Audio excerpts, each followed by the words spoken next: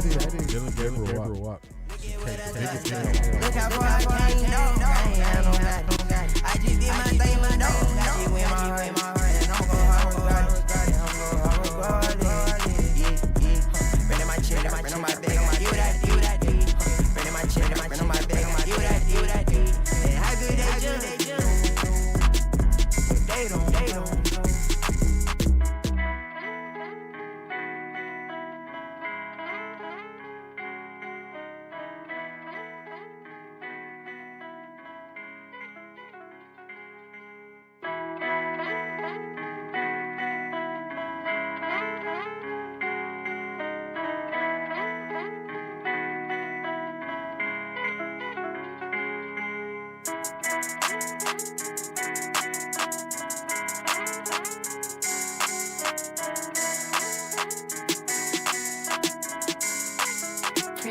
Look at what I did. Look at what I started. Look how far I came, dog. I ain't had no God. I just did my thing, my dog. I just went my heart, and I'm gon' hard regardless. I'm gon' hard regardless.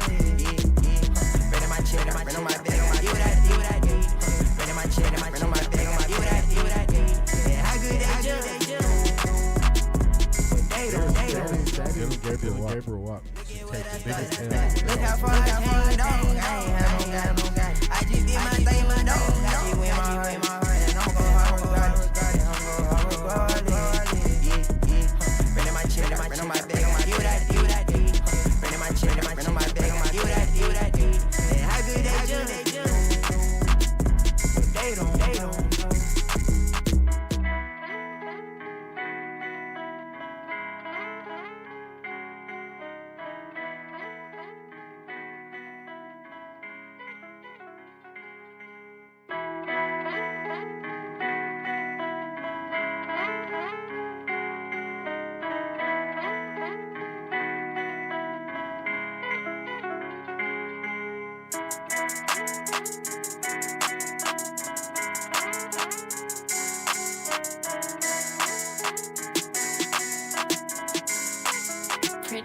Look at what I did. Look at what I started. Look how far I came, dog. I ain't had no God. I just did my thing, my dog. I just went my heart, and I'm gon' hard regardless. I'm gon' hard regardless. Yeah.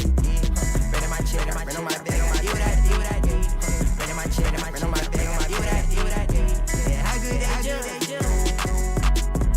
They don't. Dylan gave her up. Look how far I came, dog. I ain't had no God. I just did my thing, my dog. I just went my heart, and I'm gon' hard regardless. I'm gon' hard regardless. Yeah. Bring in my chill, bring on my bag, you that. Bring in my chill, bring on my bag, you that. And how good they do. They don't.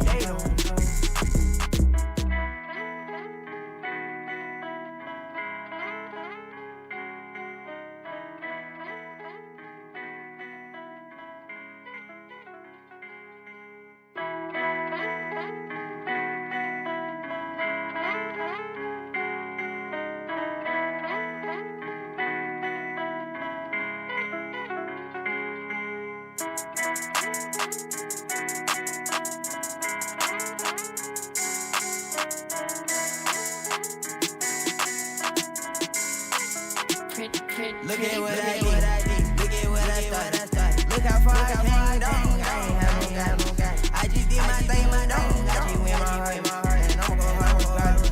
I'm gon' hard regardless. Yeah. Bring in my chill, bring on my bag, you that. Bring in my chill, bring on my bag, you that. And how good they do. They don't. Dylan gave her up. Look how far I came, dog. I ain't had no God. I just did my thing, my dog. I just went my heart, and I'm gon' hard regardless. I'm gon' hard regardless. Yeah.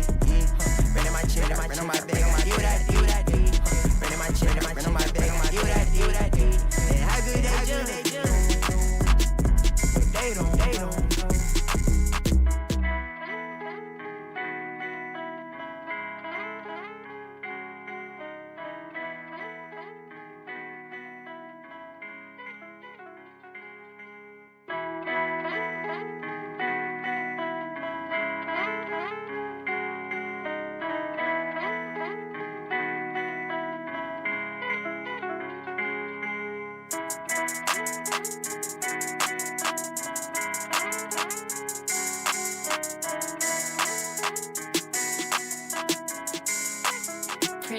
Look at what I did, look at what I started. Look how far I came, dog. I ain't had no guidance. I just did my thing, dog. I just went my hardest, and I'ma go hard regardless. Yeah, I'ma go hard regardless. Yeah, renting my check, I rent on my bag, I did what I did. Yeah, renting my check, I rent on my bag, I did what I did. Yeah, and how good they judge me, oh, but they They're don't. setting Dylan Gabriel up to take the biggest L out of Look the how culture. far I came, dog. I ain't had no guidance. I just did my thing, dog. I just went my hardest, and I'ma go hard regardless. Yeah, I'ma go hard regardless. Yeah, renting my check, I rent on my bag, I did what I did. Yeah, renting my check, I rent on my bag, I did what I did. Yeah, and how good they judge me, oh, but they don't know.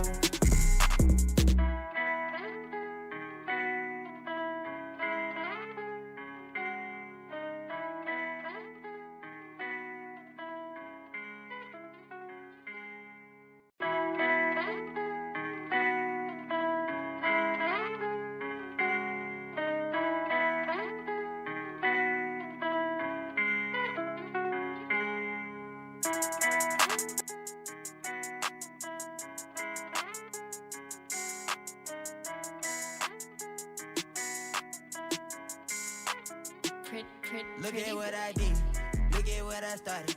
Look how far I came, dog. I ain't had no guidance. I just did my thing, dog. I just went my hardest, and I'ma go hard regardless. Yeah, I'ma go hard regardless. Yeah, renting my check, I rent on my bag, I did what I did. Yeah, renting my check, I rent on my bag, I did what I did. Yeah, and how good they judge me, oh, but they They're don't. setting Dylan Gabriel up to take the biggest L out of the Look how culture. far I came, dog. I ain't had no guidance. I just did my thing, dog. I just went my hardest, and I'ma go hard regardless. Yeah, I'ma go hard regardless. Yeah, renting my check, I rent on my bag, I did what I did. Yeah, renting my check, I rent on my bag, I did what I did. Yeah, and how good they judge me, oh, but they don't know.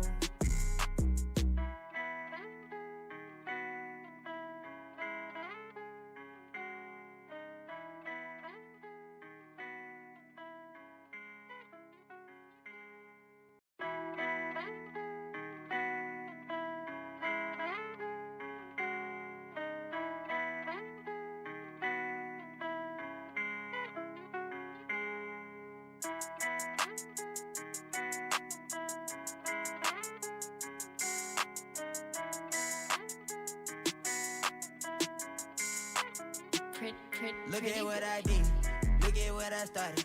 Look how far I came, dog. I ain't had no guidance. I just did my thing, dog. I just went my hardest, and I'ma go hard regardless. Yeah, I'ma go hard regardless. Yeah, renting my check, I rent on my bag, I did what I did. Yeah, renting my check, I rent on my bag, I did what I did. Yeah, and how good they judge me, oh, but they They're don't. setting Dylan Gabriel up to take the biggest L out of the Look how culture. far I came, dog. I ain't had no guidance. I just did my thing, dog. I just went my hardest, and I'ma go hard regardless. Yeah, I'ma go hard regardless. Yeah, renting my check, I rent on my bag, I did what I did. Yeah, renting my check, I rent on my bag, I did what I did. Yeah, and how good they judge me, oh, but they don't know.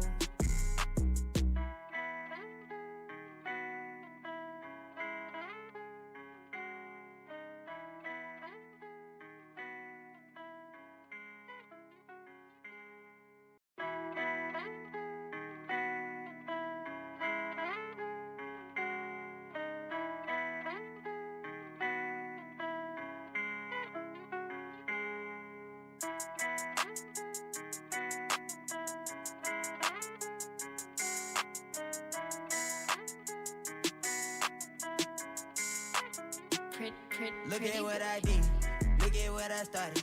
Look how far I came, dog. I ain't had no guidance. I just did my thing, dog. I just went my hardest, and I'ma go hard regardless. Yeah, I'ma go hard regardless. Yeah, renting my check, I rent on my bag, I did what I did. Yeah, renting my check, I rent on my bag, I did what I did. Yeah, and how good they judge me, oh, but they They're don't. setting Dylan Gabriel up to take the biggest L out of the Look how culture. far I came, dog. I ain't had no guidance. I just did my thing, dog. I just went my hardest, and I'ma go hard regardless. Yeah, I'ma go hard regardless. Yeah. Ran in my check, I ran on my bag, I did what I did. Yeah.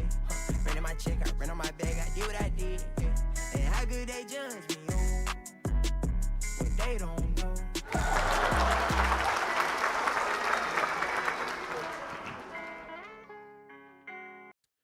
What is going on? What is going on? Good morning, everybody. How y'all feeling today? How y'all feeling today? So I was on the back end trying to figure things out. It seemed like my intro was playing devil, so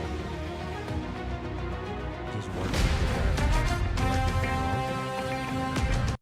All right, I just grabbed what you sent, Tika. What's going on? Double checking my sound here. All right, let's see. Let's see. Come on, phone. What you got going on? All right, I believe my.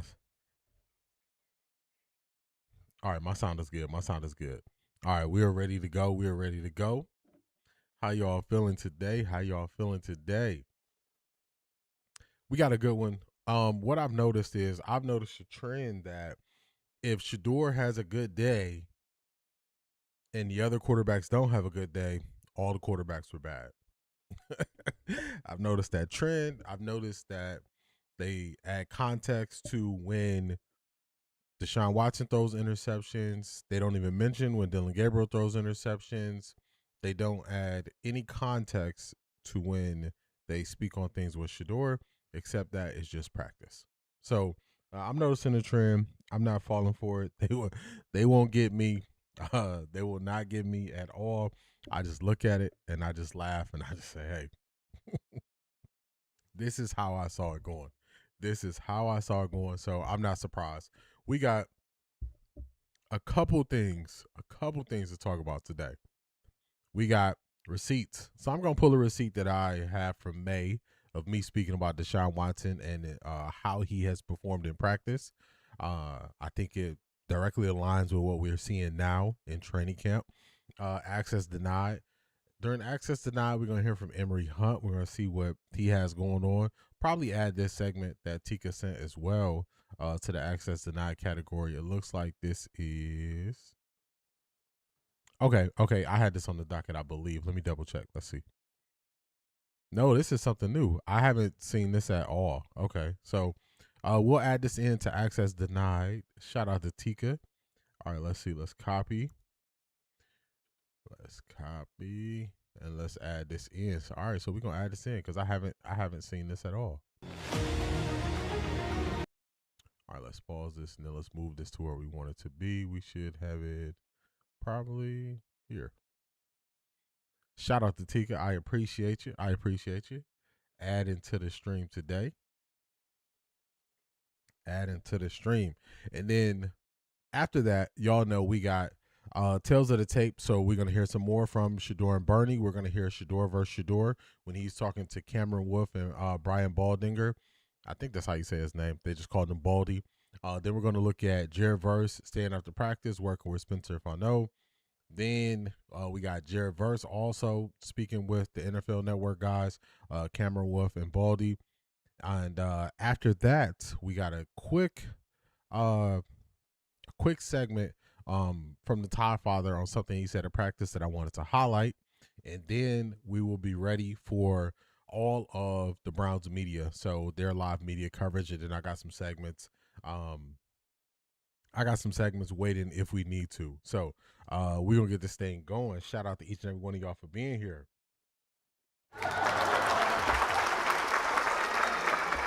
But first, we got to do how y'all know only we can. We got to greet everybody in the chat. We had Selmo Flood in the building first, the first one in. Good morning. Exactly the same, but they definitely struggle at doing similar things. I see what I'm picking up what you're putting down. Good morning, Daisha. How you feeling today?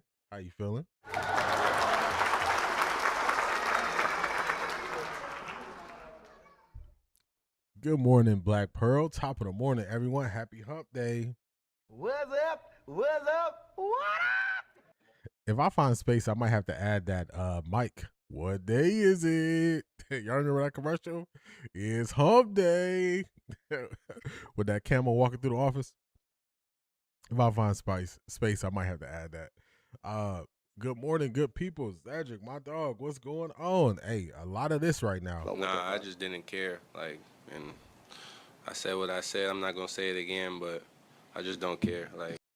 I just don't care. Gotta say that to a lot of people talking right now. Dr. Clyde Marshall, morning to the ultimate content creator. So Jerry Jeudy play with the 4-string QB? Interesting. Man, talk about a good eye, Dr. Clyde Marshall. I saw that as well. I was like, when I went through all of the different throws from the different guys and I saw Jerry Jeudy catching passes from who he was catching passes from, I was like, some things are changing. Good morning, Dr. Clyde Marshall. Good morning. Felix, what's going on? Hey, chat and D, what's going on, Felix? Our Jizzle in the building. What's going on, Our Jizzle? Good morning, chat room on Off the Record D. What's going on, Our Jizzle? Nah, I ain't looking at no feet. Nah, ain't nobody looking at no feet. You're looking at feet? All right. I'm looking at feet. Our Jizzle said this. I'm looking at feet. Them people big mad. Everything has to play out on the grass. It's not about what we assume would happen. That's why we got to go back to the receipts today just to remind people what we saw and what we seen previously. Joanna, good morning. Welcome in. Welcome in.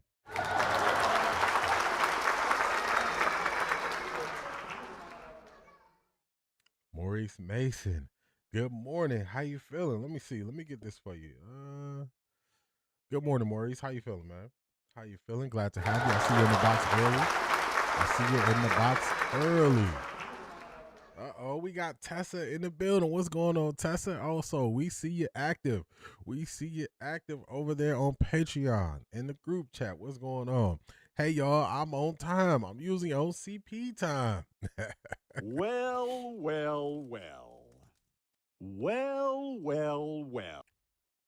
Why they ain't mentioning that Dylan is playing against the second string struggling? I'm going to tell y'all something. As soon as they start to highlight Dylan Gabriel, he throws an interception, unfortunately. I don't know what it is. Maybe it's the pressure, but let Dylan Gabriel just work in peace and stop adding this additional pressure to him. Just let him work over there in peace. Flower Blue, good morning.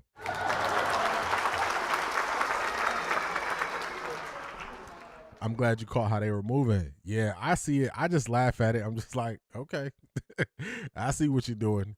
You know how this the issue. They really highlighted how they were moving when they started to prompt Dylan Gabriel up and say he should be part of the quarterback competition. That's how you know it wasn't going how they expected it to go. And once I heard them say Dylan Gabriel, I said, y'all know what time it is. Y'all know what time it is. 2 to 3 penalties of practice seems fair at this point. Not backbreaking or end of the world. They aren't happening in situational drill, so I'm good.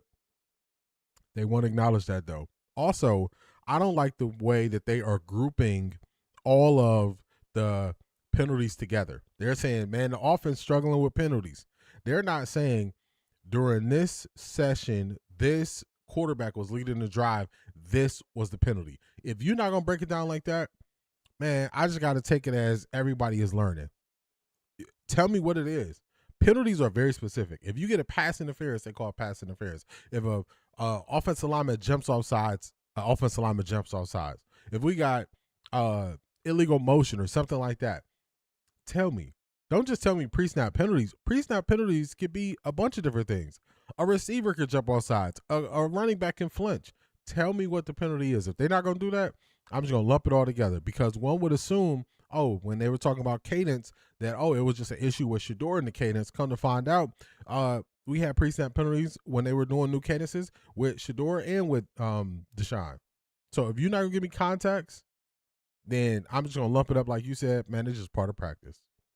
Part of practice. Yeah, they got to get over it. They big mad, and it's on them. Also, it's not funny, but have y'all seen Dylan in a huddle? No exaggeration. He literally comes to some of the players' chests, and you expect him to throw over them. He can't see over them. He can't. He cannot. He cannot. that's why when I speak on Dylan Gabriel, I highlight the physical limitations, and how defenses can force him to throw the ball against the middle of the field, but he can't see it. So I'm not bashing him. We're just calling for what it is.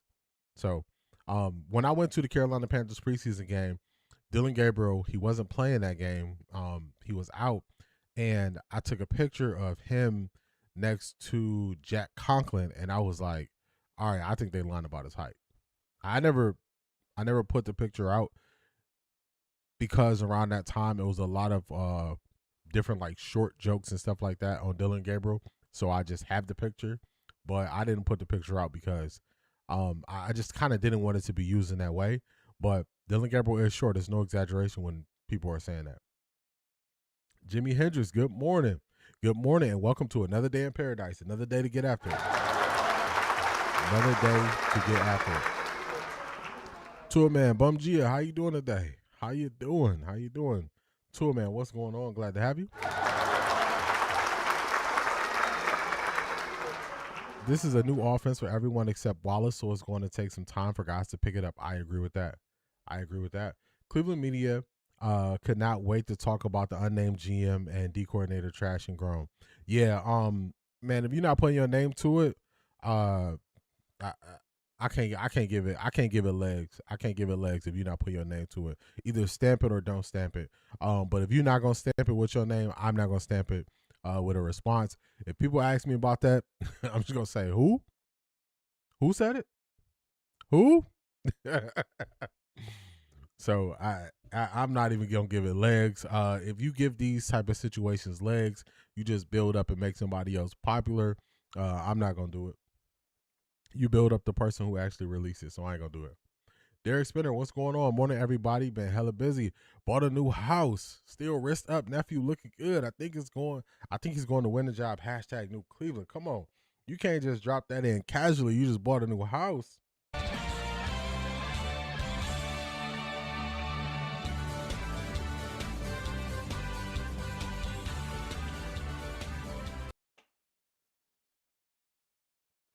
Hey, that's a big move, man. That's a big move. Shout out to you. Congratulations on your purchase. Congratulations on, getting everything moved and getting settled in and making it your own and put your finishing touches on it. So shout out to you, man. Shout out to you. Big things are going. Big things. Shout out to you, Derek Spinner. You agree Shedeur plays effectively without Jerry Jeudy? Man, oh man. Yes. If you put three wide receivers, if you put Isaiah Bond, if you put KC, and you put Denzel Boston with Shedeur, he's fine. Harold Fanning, he's fine. Jerry Jeudy and Deshaun Watson are handling this thing the same way, almost as if they don't know what a competition is. They're handling it the same way. They don't know what a competition is. Grand Rising, Kings and Queens. My QB1 is on the way. What's going on? Ivar, bonsoir.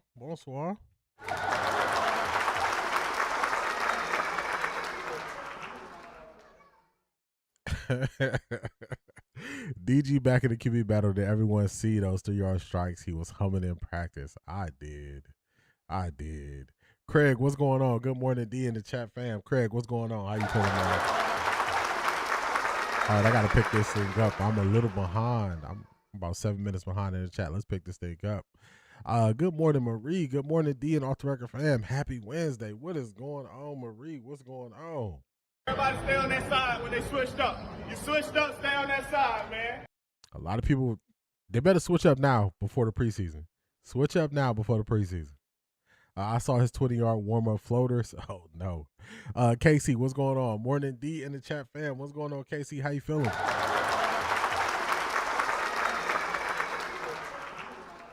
I'm definitely looking at those feet, especially if you got them out. He said, I am not going to hide it. Morning, can't wait for your takes on recent developments. Priya, what's going on? Glad to have you.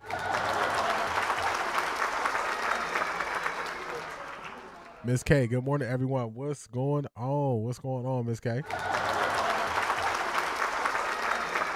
Every time they brag on him, he throws a pick. That's facts. That's why I say just let him live. Just let him live. Just let him live. Not an NFL QB too short. Yeah, you would have to create a new offense for him, and then you just can't do that. Oh, I got you, Selmo. Come on, Selmo. You know I got you. I got you. Where we at? My bad. Where we at? Here we go. Here we go, Brownies. Here we I got you. Here we go, Brownies. Here we go. Here we go, Brownies. Here we go. Here we go. Hearing aids for less than $100? Sorry to break it to you, but if you bought the Nebrew... All right, I got what you sent to us, Tika. What's going on? Appreciate that. You know I got you, Selmo Fudd. You know I got you. They want to assume it's all Shador. I agree. That's why they kind of don't really know. They don't really know how to deal with. They don't know how to deal with what's happening. But this is, I'm not surprised by what's happening. All right, let me add this over here. Let's see. We got Todd Munkin. Okay, we got something fresh. Shout out to Tika on top of it. All right, let me pause that, and then let's move this right to the area of the other one. Shout out to Tika. Appreciate you.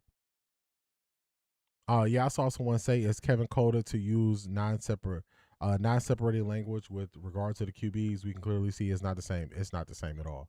It's not the same at all. And if Shador does well, the others do bad. They all did bad. Usually Coach Riz is reasonable, but him saying DG was the most consistent pro-ready QB was insane. He's operationally competent, not actually capable. I agree with that. Coach Riz uses context, but sometimes he just leaves the context off, and I just don't understand it.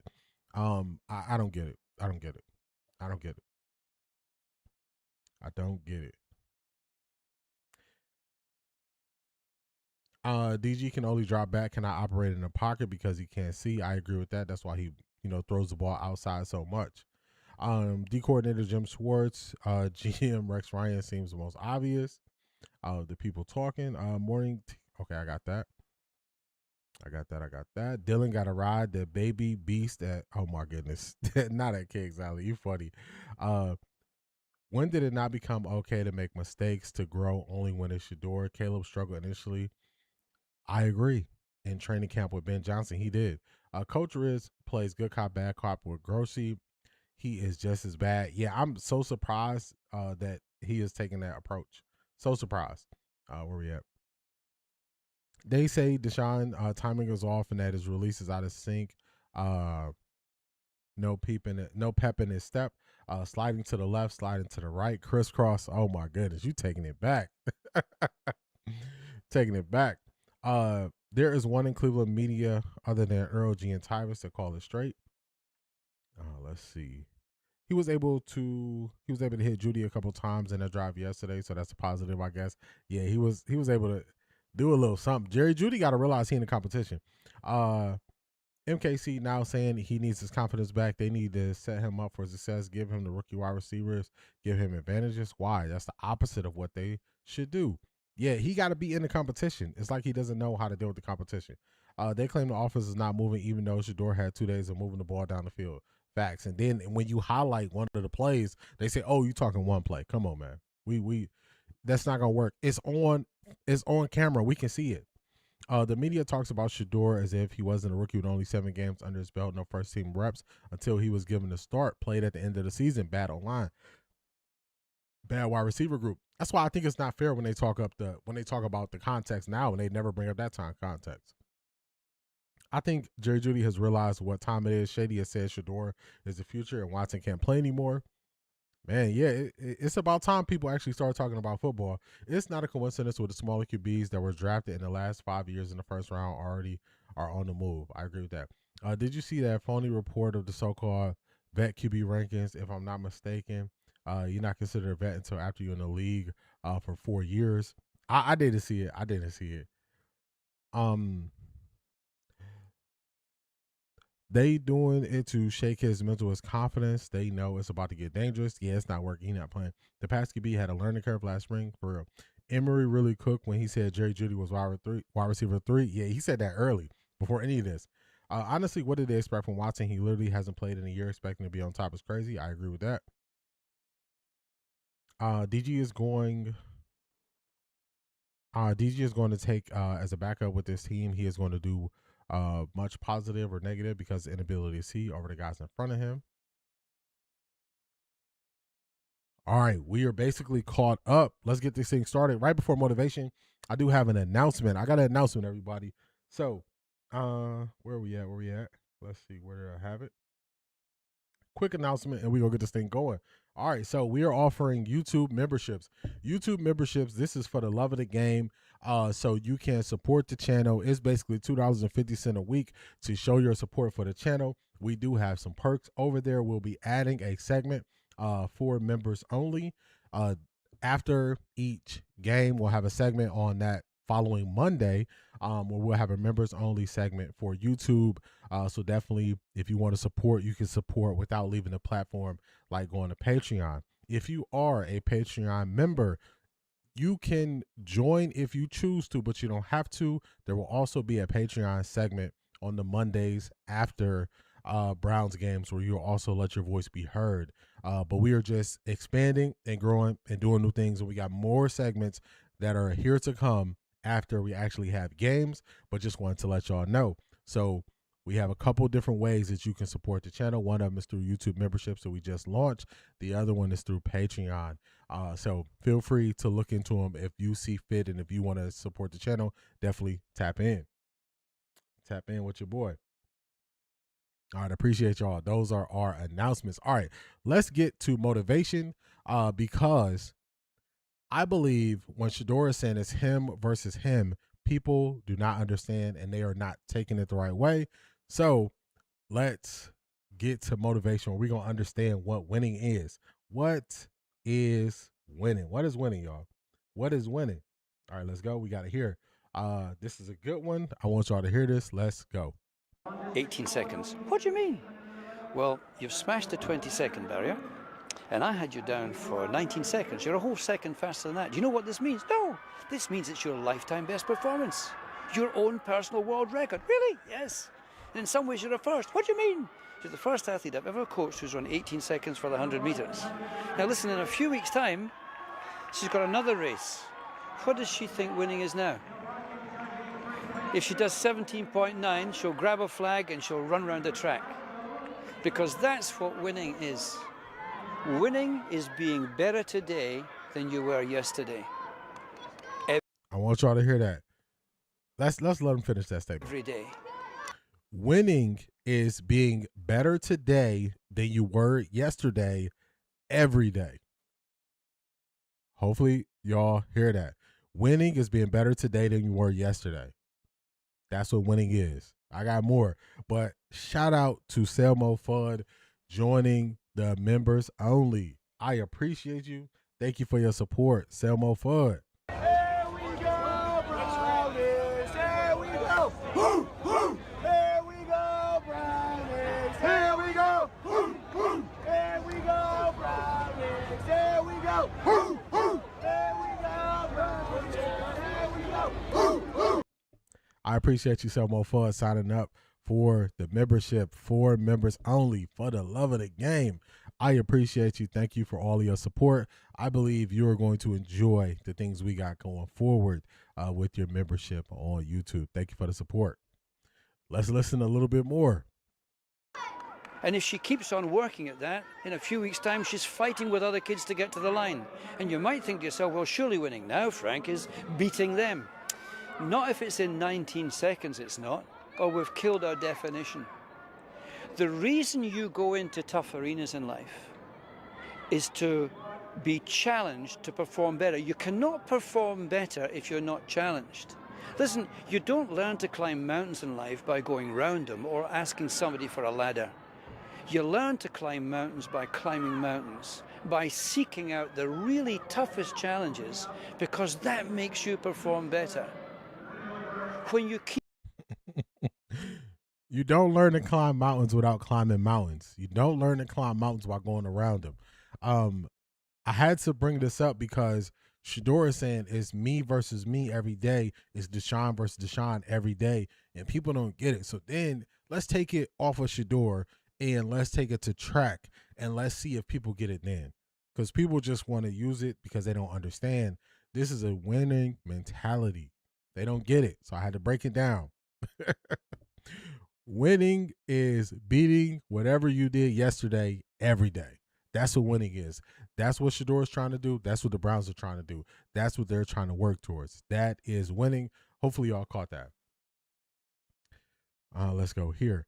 Let me see. Hoping will address why Monken is dragging this out. The team knows that Shedeur's QB1. 2 needs reps to clean up operational issues. Do you think ownership pushed Deshaun?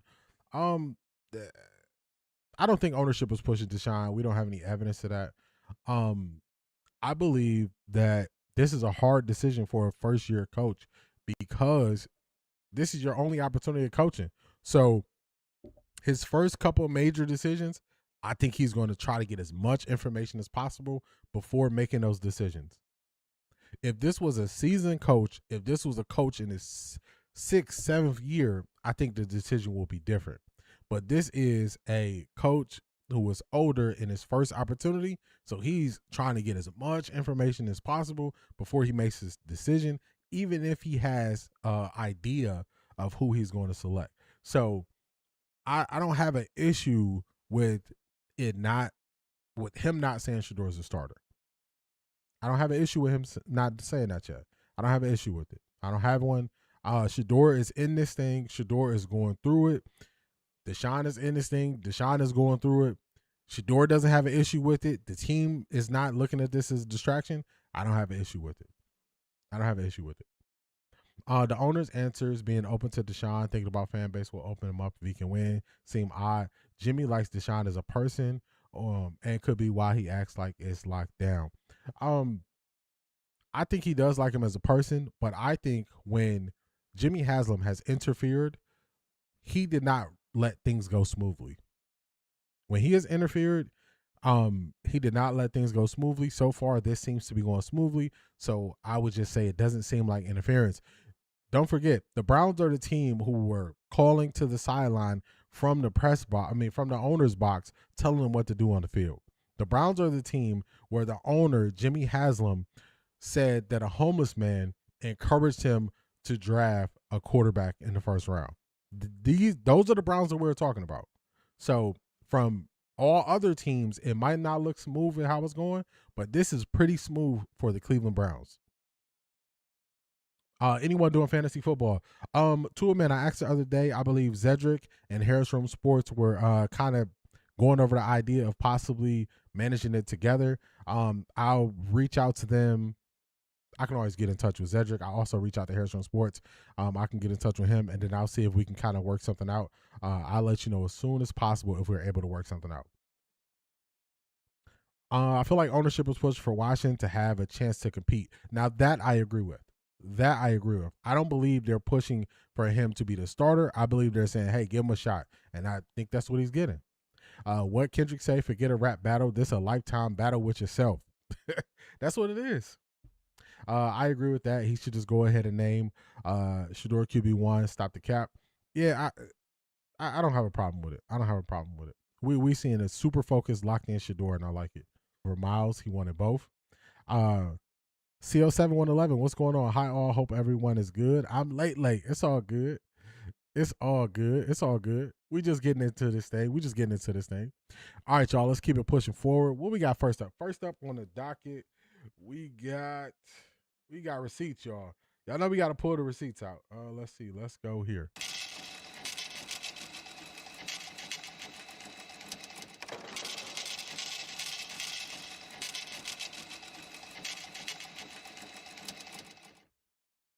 We got receipts.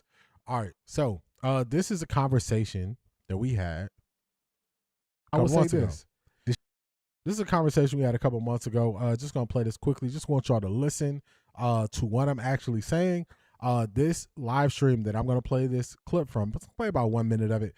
This is from May 20th of this year. So this is before training camp, way before. Let's listen.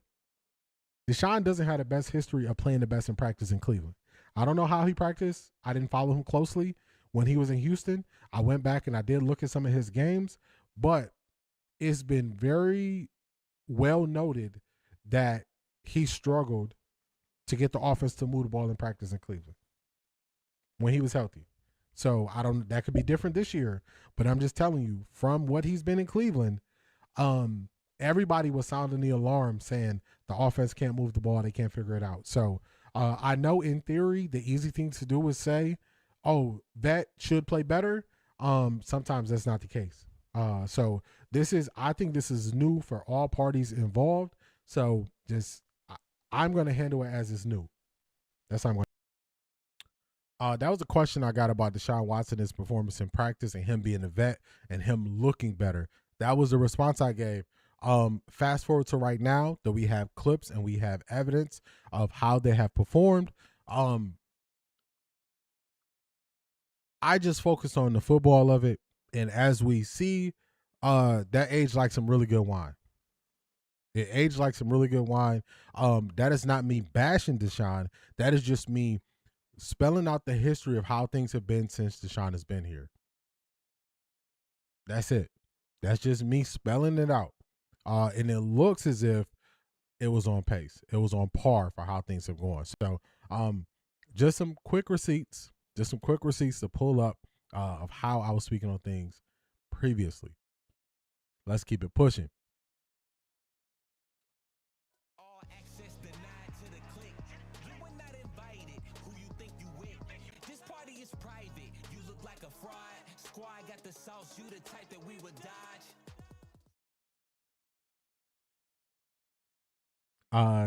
That look was funny on the receipt caption. Looks like someone charged you with something you didn't get. For real. Let me check out that receipt. Let me make sure. I didn't order that. Who ordered the gratuity? Nah, I'm kidding. Y'all know I used to be a server and a bartender, so y'all know I know about that. You funny, Craig. Deshaun relied on his athleticism, but cannot play in structure. From what I've heard people saying, he still can't read a defense. It's crazy because if you ask Deshaun to break down defensive coverages, he can break them down. He can walk you through them, and he can tell you how to exploit them. But just being able to do that on air or give your thoughts about it is one thing. It has to translate to the field. So I haven't seen it translate to the field. And that's no hate. He missed out on Watson's best years only to get stuck with the empty corn husk after he done use up his best years leading league in sacks. I watched him in Houston. He was a physical specimen, not a skilled professional, and was known for never having to improve in battle. Yeah, to me, some of my biggest takeaways are Jerry Jeudy and Deshaun Watson seem like they've never been in a competition before. It seemed like they've always been, their spots have been secured because as guys are ramping it up and taking it serious from day one, it's almost like they needed 7 practices of install to kind of start looking at what is really happening. And at that point, you're too far behind. You're too far behind. He also had a dominant defense in Houston with J.J. Watt and Clowney. Even when Clowney was a bust there, he lost his best receiver to Arizona, and now Brian killed that team. Yeah, when he traded DeAndre Hopkins for a running back, I don't know what that was about. I can't think of the running back's name, so I don't want to be disrespectful. I think Deshaun is probably great in the meeting rooms and on the whiteboard, but clearly can't execute. Yeah, it's just a different. It doesn't translate. So what do you think is the disconnect with Watson D? I think the speed of the game, and I think when he looks back to when he was the best, he was basically playing a different brand or style of football than what the style is now. So we broke down Deshaun Watson's best game, and a lot of his best game in Houston was out of structure. It was not really timing or rhythm based. So now when teams force you to do what you're the worst at, that's what good teams do. So if you want to play out of structure, we're gonna make you play in structure. If you want to drop back, scan the field, run, and all those things, we're gonna take that away. We're gonna make you stay right in that pocket and make a decision. So teams take away what he does best, and now playing in rhythm, playing in structure, it's just not there. It's just not there. And it's a different football. So when he calls back to, man, I used to do this and I used to do this. Yeah, well, were they disguising coverages the same way? Were linebackers as fast? Did we have 3 safety looks where the safety could defend a slot corner and the slot wide receiver and they can also blitz off the edge. No, it's a different brand of football. The things that are working now in football are totally different than the things that worked in football 6 years ago. So the game is different. And when your success is tied to a different game, it doesn't translate to what's happening now. So I think it's been too long since he's been good, and the speed is not there. The speed is not there.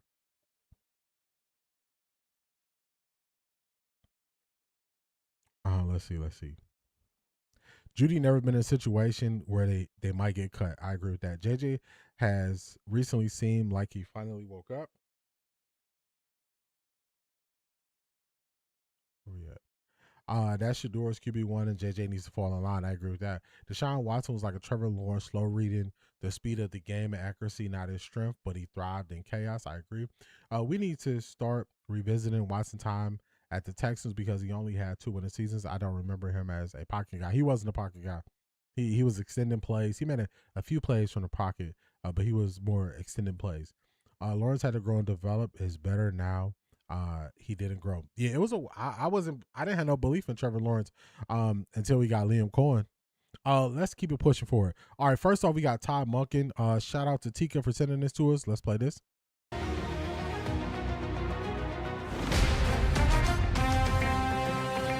People still come up to me and they're like, the Todd Monken episode of This Is Football changed my life. How do you feel about being one of our show's favorite guests? Well, it's really sad if that's all. If that all it took to change their life. Yeah, I mean, no, it's really. Bar. It's really a low bar if my interview. Yeah. Really changed their life. Now, maybe I have a different calling. Okay, right? maybe preacher. I get right. I should have gone into religion. You'd be amazing. Yeah, no question. I would think you'd be an amazing like mega church pastor. Okay. All right. Let's start here. We're early in training camp. You've talked about how you don't really know anything until the pads come on. That's going to be Monday. But number one thing you've learned about your team so far in this camp has been what? Well, it started back in the spring. They love to practice. Yeah. Our guys love to compete. I mean, you love it when you have a team that you have to pull back. Guys, we can't be that physical every day. We can't be on the ground. I mean, that is so awesome to come out every day, and you don't have to tell them to speed up. You got to tell them to slow down. Yeah. Quarterback competition is obviously at the forefront of everything. What bar do you want to see? Like, what do you want to see from the winner of the competition? Well, it's early. Yeah. And every day we're installing. So, and then Shador gets one day with the ones and Deshaun gets the next day. So really until we get through the installs, till we get in pads, till we play the preseason games, which they're going to play, and we practice against the Bills, you're really still, and I haven't coached any of them, so you're still in the evaluation process, but a small part of the evaluation process. Our pre-snap operation, our command of the huddle, our eyes in the right spot. Yeah. Are we getting in the right play? Okay, then comes, are we finishing it? So that part of it is still a work in progress. And the other thing is the players around them are still making certain mistakes that, okay, is that really the quarterback's fault? Are we not getting lined up? Are the quarterback's getting in rhythm? One day they're going against the 1 defense. The other day going against the 2 defense. The closest thing we'll have is when we get in the preseason and let the guys play, and we'll see. Biggest change in training camp since you started in football to now? Like how it operates, how you're able to install things. So this is answering some of the questions we might have had. I don't have a problem with them wanting to see them against another team. And reasons why you want to see them against another team is because the Browns defense is seeing so much of them, and the Browns does certain things that are so well. You want to see them going against somebody else. You want to see them going against somebody else and see how they perform. Because when you practice against a top defense, it helps you get better. But also, when you are in a tough situation, that makes you get a lot better. So if we go against Chicago and Chicago's defense doesn't play the same as our defense, maybe they get different looks. They have somebody game planning them a little bit, because preseason they game plan slightly, but they don't want to show too much. So you really get to see them against somebody else. So I have no problem waiting to see how they perform against another team. I'm perfectly fine with that. It'd be taking everything in me not to say Coach Munkin is a real. You funny, Tika. Munkin wants to see how Watson looks. I think he wants to see how both of them look against another team. And I don't have a problem with it. That is where Shedeur has to grow to. Shedeur thrives in chaos, but if he learns to get successful in structure, he will do Watson. He will do what Watson could not. See, I partially agree with that, but I believe if you go back to Colorado, so his second year in Colorado, when they really didn't have an offensive run game and people only focus on like the third and long and him not making or him running backwards to extend the play to halftime and throwing it deep. The screen game is all about timing, everybody. The screen game is about timing. If you go back to Colorado, if you look at the screen game that they were using to catch defenses off balance and use that like the run game, that's timing. So even in college, Shedeur has played in structure and on time. When he's talking to Bernie Kosar, we have that clip later, you're going to hear him talking about he enjoys playing in structure. I think it's easy if we only kind of remember like the highlight style extended plays, then we look at him that way. But if you look at Shedeur, he played in structure last year when we didn't really have a good structure.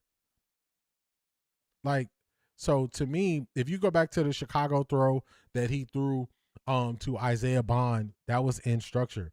If you go back to the throw against the Raiders to Isaiah Bond, that was in structure. He extended the play. So just I think it's easy to just not think about when he played in structure, but he's actually played in more structure than I think a lot of people give him credit for.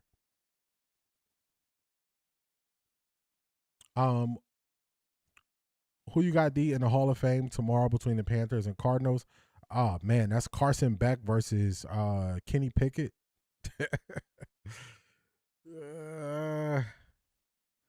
Give me Kenny Pickett, man. Give me Kenny Pickett. Give me Kenny Pickett for tomorrow's Hall of Fame game. Give me Kenny Pickett. So I just want people to think about the structure. Think about the structure. Think about when calling out the structure thing. Just think about some of the things Shedeur did in college that were actually structure, and y'all are going to see how they're structured because we're going to run some of those things this year in this offense. He's gotten so good at stepping up, fix his happy feet. I don't hear complaints about him running backwards. Nobody talks about that anymore. He is going to be a fun QB to watch because he will be able to beat you in so many ways and is ungodly accurate. People don't give him enough credit. I agree with that. Munkin has been eyeing Shedeur since high school. Munkin has 37 years as a coach. He should know who QB1 and QB2 are by now. I believe he knows, and I believe he is just – you got to see him versus other people. I think that's it. I just want to see Jimmy Horn do well tomorrow. Jimmy Horn has been balling in camp. Jeremiah Love, we'll see. He's a top running back. We'll see how much he gets to play. Kenny that whipped himself around and fell over. Yeah, that Kenny. That Kenny. What's it been? Well, the biggest change probably has been you get into a routine. Yeah. Your daily routine, right? Now, some of that eventually becomes a little monotonous, right? You got to change that up a little bit. Everybody gets into a routine. This is when you get up. This is when you start the day. This is how we attack that day, and what's coming next, right? And it's on now. I mean, It's the season. Everything we did in the spring was to lead up to this point. Now it's everything that we're going to do that leads into winning football, playing winning football. We had Shedeur on the show a couple minutes ago, and he was talking about being present and ignoring the noise and taking things one day at a time. They asked him about Monday, and he said, I don't want to talk about Monday. I want to talk about Saturday.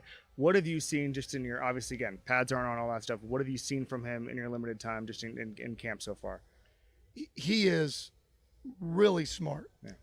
And one thing that I love about Shedeur is he is not afraid to ask any question. Does not matter. He'll ask questions that I would have never asked for fear that I would look stupid or that someone would make fun of me. Yeah. It might be as simple as, is that shirt blue? Right.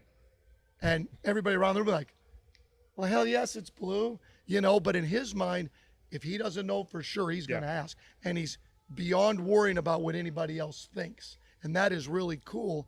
because he's gonna engage in the meetings to get it right, and that's what you want. Best reporting advice I ever got in my life. Shout out to Tika. This was really good because I didn't see this. I was putting the show together when they released this, so this was good.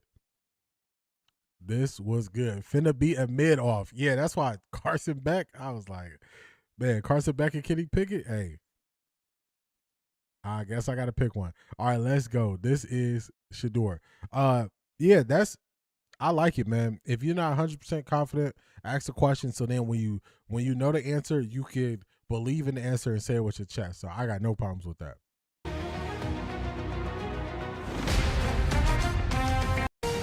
Sure Sanders is here, one of the most exciting young players in football. What's going on, buddy? Excited to get to practice. You were just giving a press conference. You were talking about staying present, staying in the moment, all that stuff. What's your mindset going into this year, and how has it changed where you're just trying – people were asking about Monday, and you're like, I don't want to talk about Monday. I want to talk about today's practice. Yeah. How has your mindset changed in that regard? I was saying about just understanding what really matters in this world and what doesn't. You know, that's why I say really, really, really change. It's like – to every single little thing. That's why I cracked down on. When did you crack down on? A dumb question is a question not asked. I agree. If you don't know, ask the question. Kevin didn't like the questions being asked. He didn't. Remember we had that conversation about the why, and I said when I was training people, I would give them the why so to help them understand, help them process it. Everybody's brain works differently. Well, Shedeur is honest about how he learns. He asks questions, and he's a person who is not about watching the video to learn. That's part of it, but he would prefer to learn by actually doing the job. So since you have that type of person who identifies how they learn best, if you have someone who's not willing to teach them in that way, you're going to run into a situation where it's going to be a struggle. So to me, if a person give you all the ways that they learn, that's the easiest person to train, the easiest person. So when people were pushing back, oh, you don't need to know the why. You do need to know the why because I need to believe that with my eyes closed, this is going to work. That's what I need to believe. That's what I need to believe. So why is important. I have to know the why. A lot of people need to know the why to fully believe in it. The dude interviewing him is the same one Coach Prime cussed out. Yeah. Did you defend my son when they was putting those lies out? Did you say he wasn't like that? Munkin knows who his QB1 is, but not going to give Browns media anything to use as negative spin or clickbait. I agree with that. I agree. The question made an insecure man feel threatened. I agree. He did say that last year. I'm glad he has a coach that doesn't mind answering. For real. Different situation. Different. I don't know how. Different how year. Different year. That changed for you? When everything. That's why Kevin didn't like him. He couldn't answer the question he was asking. I kind of alluded to that. And usually people get upset when people ask questions because they don't have an answer. If you ask me what color is my shirt, I don't mind. It's a black shirt and it has orange on it. I would just tell you. If I didn't know what color this was and it was an exotic color that I didn't know, I'm like, man, the color of the shirt don't matter. So I would take it off of your question and I would move the goalpost to something else. But when you know the reason why and you can explain it, you don't mind. You don't mind. So I believe that's what makes a big difference in year 2 versus year 1. That's how we went into those interviews. There was nothing wrong with asking why in the draft interviews. I agree with that. I agree. Everything changed for me when the script got flipped on me. Which was when? You tell me. When you became an NFL player? I don't know. When you became, the superstar of Colorado? There's a lot. There was a lot of. Not that. Okay. That was great. Yes. That was great. You think? But since then, I mean, just turn on the TV, you'll be able to see it. You mean the media criticism that's come with being an NFL player? I don't think there's anything negative about it, but I just don't like the how can I say it? I don't really like the when people have platforms and don't use it for the right reasons. I don't respect that. Yeah. So it's like things I don't respect, I don't give my time to. Since you brought it up, is there anything that particularly about you that you see on TV in New York? Come on, man. Not because I don't watch TV. Yeah. Okay, that's fair. That's fair. I don't watch TV at all. That is fair. I don't do it. I remove everything possibly negative out of my life. I remove. All right, let's do some rapid fire. Best thing about the city of Cleveland? I would say the people. They love you here. I just saw you walk down. Everybody loves you now. Like you just walk down and people. It just you mentioned the kids earlier. Yeah. Like it's a good. And the other thing is, I'll say this: you don't go. You have been around NFL camps, but like everybody always says, I haven't. Let me pause him. Remember months ago, I was trying to make sure that people separated the Cleveland microphones and the Cleveland content creators from the people of Cleveland. And I was saying these are two separate groups who don't believe the same thing. They just asked Shador, what's the best thing about Cleveland? What did he say? He said, the people. People show him love in the city. I've been trying to get people to see that, to understand that. If you have never been to Cleveland, if you don't know anybody in Cleveland, if you don't know anyone who ever visited Cleveland for an extended period of time, you would assume what you see on TV is how the people treat him. Newsflash is real everyday people there. Cleveland is a blue collar town, so people will show love if they see you putting in work. They will show love. So is no shortage of people showing Shador love. I'm happy he's saying that. We can't have too many receipts in one episode because it would just get outrageous. But this is another thing that I wanted people to see, that, hey, they are showing him love. They're showing him love in Cleveland. I wanted people to see that. You only get mad because you don't know the answer. Exactly. That's why Kevin and others act like he's dumb. His brain works different. Prime said he was a savant, and I've seen Cleveland media recognize his ability to read after huddle. Sounds like most management at any job. Facts, they don't want to answer. So in other words, Kevin Stefanski didn't even understand his own trash offense. He did not. He did not. Phaedra, what's going on? Welcome in. Glad to have you. What's going on, Phaedra? That's why some teams and GMs didn't like him. Yeah, don't question me. I don't know the answer, so why are you questioning me? Kevin's offense was derivative. I'm still convinced the plays came from AVP, and he was the one capable of in-game adjustments. What I've realized is I believe when the Browns had the best offense, we were running outside zone, and I believe that's what AVP is good at, because we went to a gap scheme and a trap scheme, and it did not work. Our running game took a significant hit. The running backs didn't look as good, so I believe that was AVP's niche. And once AVP was out, we basically phased out the outside zone.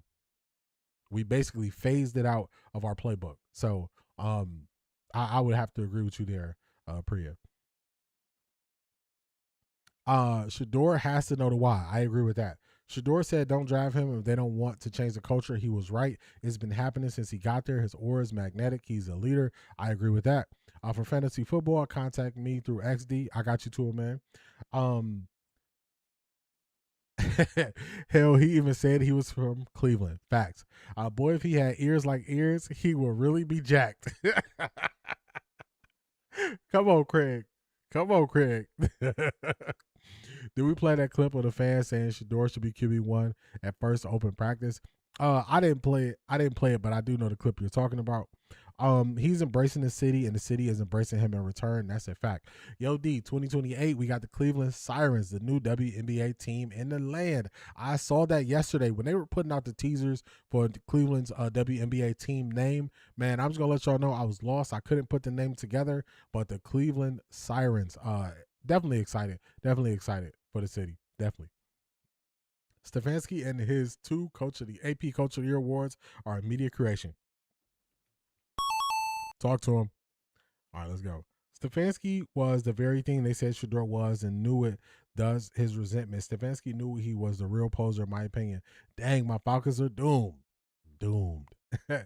Great morning, D and Off the Record fam. Just getting off, so I'm a little late to the festivities. Hope everyone is doing well. What's going on, Rashida? Hope you had a great shift. Glad to have you. Welcome in. What's going on, Rashida? What's going on?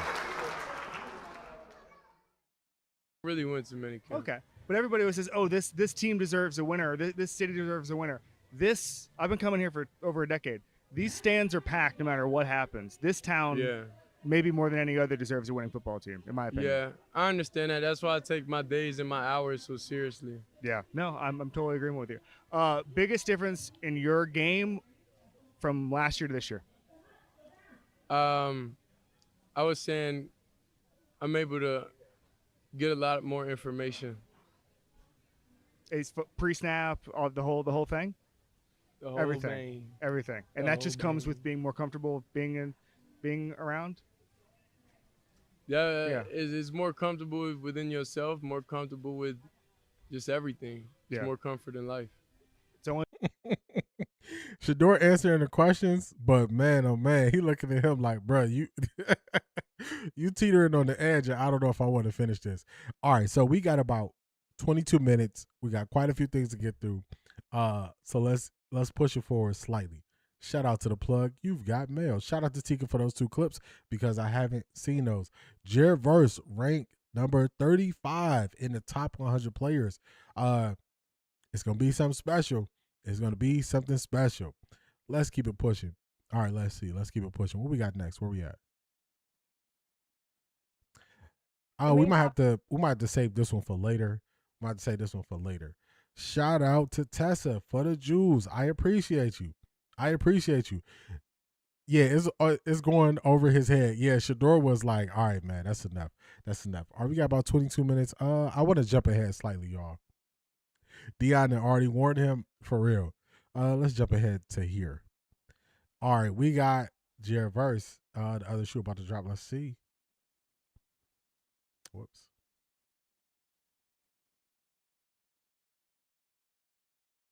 All right, hold on, y'all. I had to come back to this.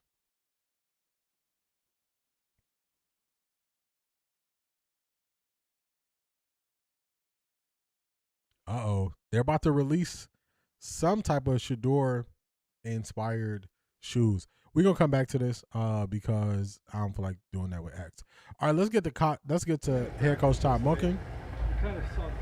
And then we're gonna get to Shador and Bernie. We're gonna see if we have time. If we have time, I'll double back to those other 2 segments. We're gonna see.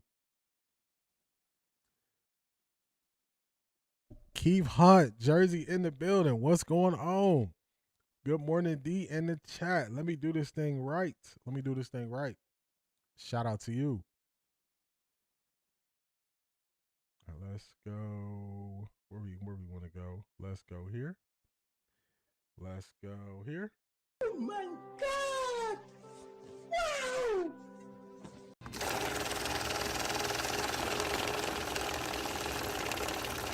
I got money. You don't understand. Keith Hunt, Jersey in the building. What's going on? Good morning, D in chat. Welcome in. Glad to have you. I've been missing you, but glad to have you in the building. Hopefully you and your wife are doing well. Glad to see you back in the chat. Glad to see you back. Thank you for all your support.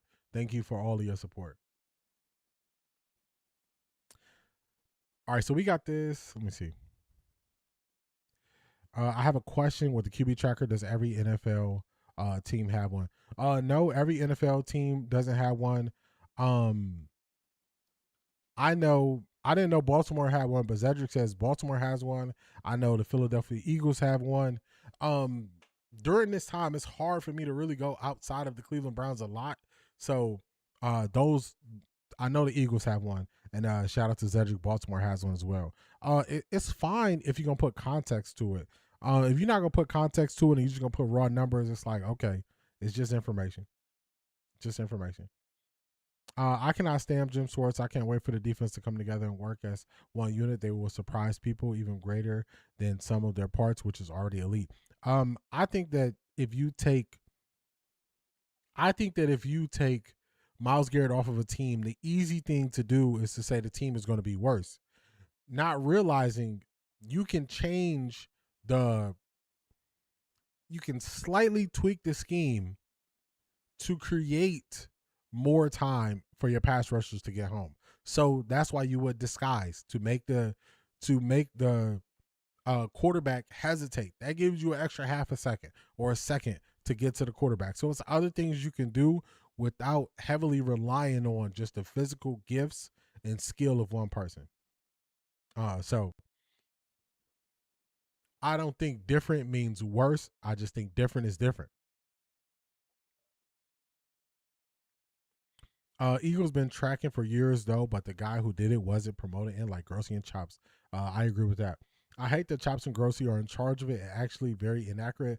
Doesn't include red zone, TDs, etc. Yeah, they leave too much off. They don't give enough context. It's because they don't understand. So, like the interception that we all saw, where I think it's number 20, he popped the ball out and he caught an interception. He popped it out from Gage Larverdam. We saw this interception. They say, okay, well, that was one-on-ones, so they don't use it in one-on-ones.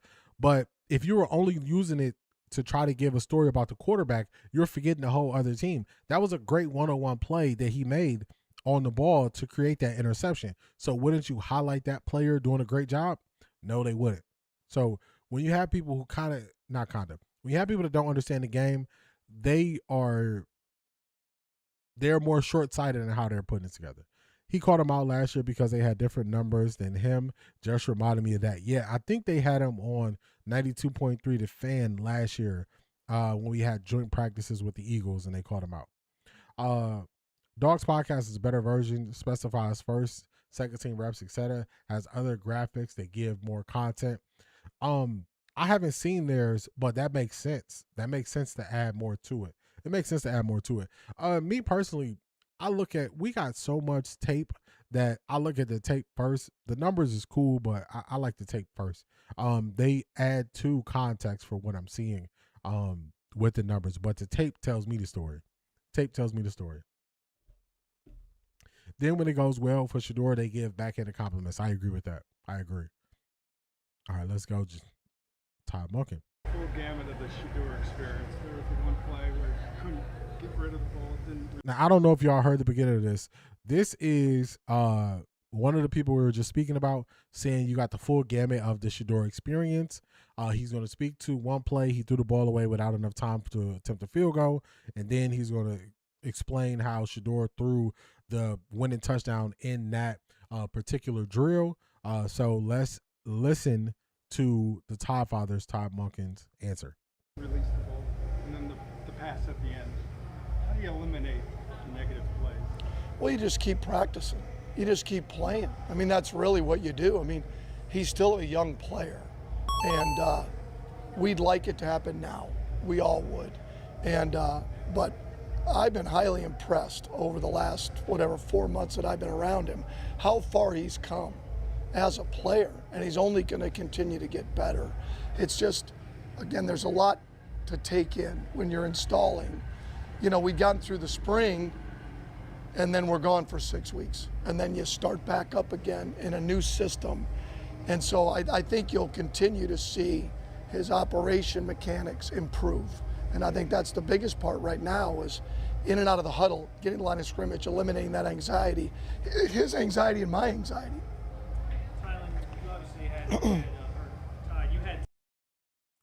Shout out to Selmo Fudd. He said Shedeur from Cleveland. He ain't worried about nothing. That's funny. I never played that clip, but I should find it. I should find it so I could go ahead and play it. Let's do this thing right. Oh my God! Wow!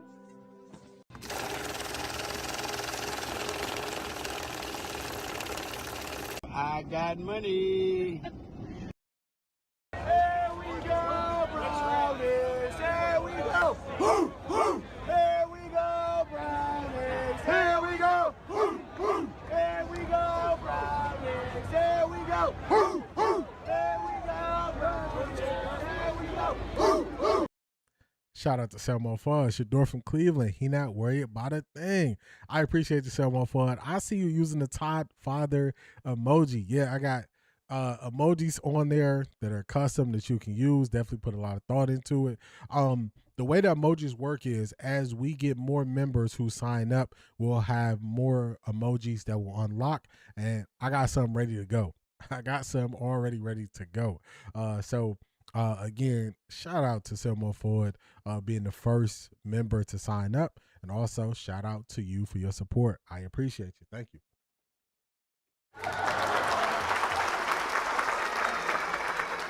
In this instance, I believe TG was trying to start some stuff. He was trying to start some stuff, and it didn't work. It didn't work with how he responded. It's so funny. He's been doing well, and media says often struggle, and otherwise crickets, recycle, ABS, prop up DG. It's crazy. Another QB tracker question: the completions they have, not against the same competition, so isn't it ineffective, or are the reps that are tracked only track with the first team? Nope. The reps, the way they separated the reps on the QB tracker is they separated them based on 7 on 7 and 11 on 11, not based on first team, second team, because DG and Taylor Green, they're not taking those reps. So they separated them differently. So it just it's just so many questions about that QB tracker. So many questions. So many. Shout out to our Jizzle signing up for the YouTube membership. I appreciate you. For the love of the game. Let's do this. Where we got our Jizzle at? Looking at I ain't looking at no feet. Now ain't nobody looking at no feet. You're looking at feet? All right. I'm looking at feet. Appreciate you, our Jizzle. Appreciate you. Thank you for signing up for the memberships. I think y'all are really going to appreciate the new segment that we add around the memberships. Y'all will get to see what we doing. We got some things in the works. Year 2 will not be like year 1, and y'all voice will be heard this year. Y'all voice will be heard. Just know you heard it here first. This is where you come to have your voice heard and to participate in the stream. Remember that. I appreciate you, our Jizzle. Appreciate you. I know he did not like that answer. Todd said they joined at the hip. I feel what he feel. You move, I move. Just like that. They didn't like it. They did not like it. They in shambles. Yeah, because it's not going how they expected. It's going differently. TG and the Shador experience, at least MKC has gotten a bit less annoying with the questions. She can see Ty has no time for it, for real. For someone who finished practice well Monday, they sure asked a bunch of Shador negative questions yesterday. They don't know no better, man. That is all they know. That is all they know is to go negative. They don't know how to go positive, and they struggle with it. What's going on, Marie? Marie, welcome to the members only section. I appreciate you. Shout out to you. Thank you for all of your support. Everybody stay on that side when they switched up. You switched up, stay on that side, man. We're going to have to let them know that they're going to have to stay on that side when they switched up, because a lot of people, they're stuck in the middle. They got a question. The question is, do you see things for what they are and accept Shador's performing, or do you stay on the side you want because you want to be right? I would change because I have new information. They are deciding to stay where they are, and that's on them. That is on them. That's their fault. That's on them. So shout out to you, Marie. I appreciate you for joining the members. Black Pearl, what's going on? Shout out to you for joining the membership. For the love of the game. What's up? What up? I appreciate y'all support. I appreciate y'all. I really believe that y'all are going to enjoy the things we have in store. I believe y'all are really going to enjoy this. So I appreciate each and every one of y'all. Shout out to Selma Fun. Shout out to R Jizzle. Shout out to Black Pearl, and shout out to Marie. I appreciate each and every one of y'all. D, I could do better as a member on YouTube. I struggle with Patreon. It's all good. I realize that Patreon is something different, and they try not to run it like it's a social media platform. So I totally get it. I totally understand. You've been supporting ever since day one. So I appreciate you. Thank you, Marie.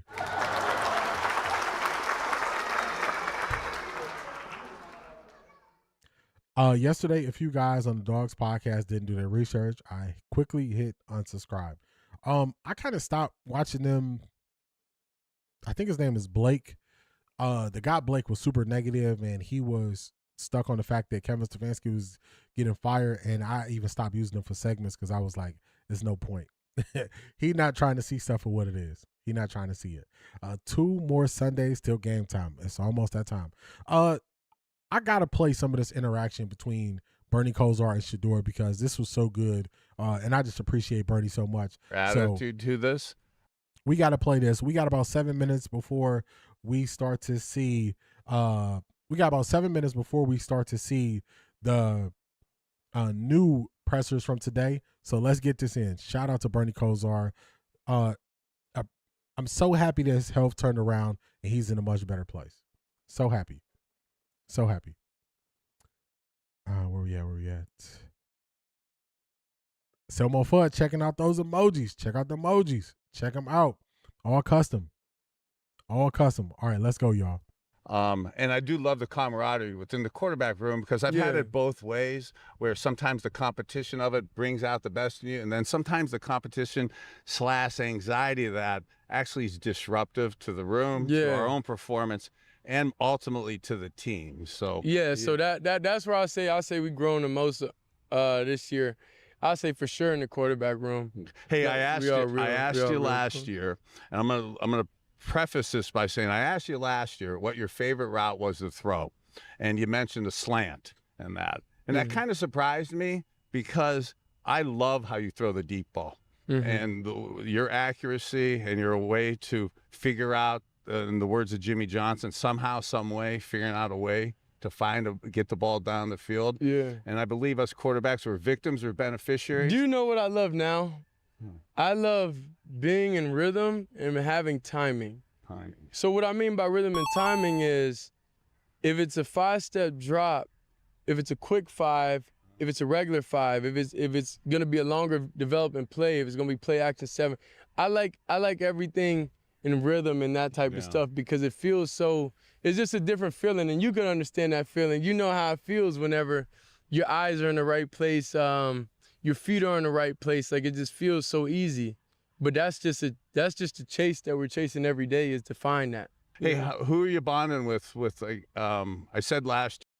That was the answer that I was talking about earlier, where that's what he's chasing, to be on time consistently. So I know the big throws are cool, but if you can be on time, you can basically beat any defense, because every defense has a weak spot. But if you can be on time, you can pick the weakness and you can beat it. You can beat it. You got enough followers, you could do a Discord and build our community. I got to look at Discord. My community is older age range. I think Discord works well for some younger communities. But just to be honest with you, I'm not the biggest Discord fan. I've done Discord before, and that's me personally. So it's definitely some of my personal bias there too. So it's definitely some of that. 13 Pro Cal, what is going on? What up? What up? What up? Back to catching the live. 13 Pro Cal, glad to have you back. What's going on? What's going on? The only person I think that is decent from the Dogs podcast is Josh. Yeah, Josh he seems to be the most fair, and he seems to look for context way more often than the other guys. It's such a joy between the two of them, very engaging. Yeah. To me, Bernie was always the one who was willing to put it out there that he was a big fan of Shador, and he never hid it. Even through his health problems, he never hid how he felt about Shador, and I appreciate him for that. And I believe their relationship is closer because of it. I believe it is. We got Laurie in the house. What's going on? Replay gang. Also, she always liked the video. She always comment. She always hypes it up. Thank you for joining the members. I appreciate you. Y'all. Thank you. Y'all support is amazing. The way y'all support me, I appreciate each and every one of y'all. Y'all support is amazing. He talks how he asks questions. Talk about Bernie Kosar. He does. Bernie never waver. He never did. I'm only listening, cutting the grass. All good. Do your thing. We appreciate you. Bernie really likes Shador. He was taking pics, either him at the airport last spring. He was. I remember that. Brady talked about how all of his passes, only 1 and 2 passes the entire season, are effortless and perfect. Rest, he wanted better placement. It's all about accuracy. It's so telling that all the former players seem so pro Shador. They see it, and media ignoring their experience is ignorant and biased. For real. For real. Hey, family, y'all know I'm paying rent, but listening. Appreciate you. Appreciate you for tapping in. Appreciate you. Shout out to Sassy Sagittarius for sending the jewels. I appreciate you. I appreciate you. I appreciate each and every one of y'all. Thank y'all for y'all support. It's amazing. Thank y'all. All right, we got 2 minutes before we're supposed to go live. Let's see if we could get to something else really quickly. Let's see if we can get to it. You all good. You all good. Amber, I'm one of those people where I read to understand and I listen to understand. So I'll try to make the best of it, even if it has a typo. It's all good. We not perfect out here. We're just trying to understand each other. So it's all good.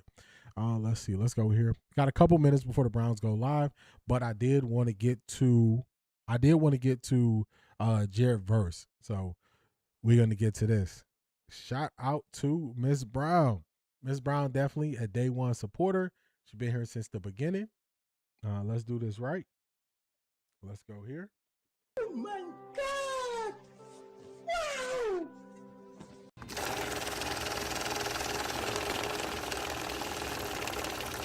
I got money. Shout out to you, Miss Brown. I appreciate all of your support. Definitely been here holding it down since the beginning. Thank you so much for all of your support.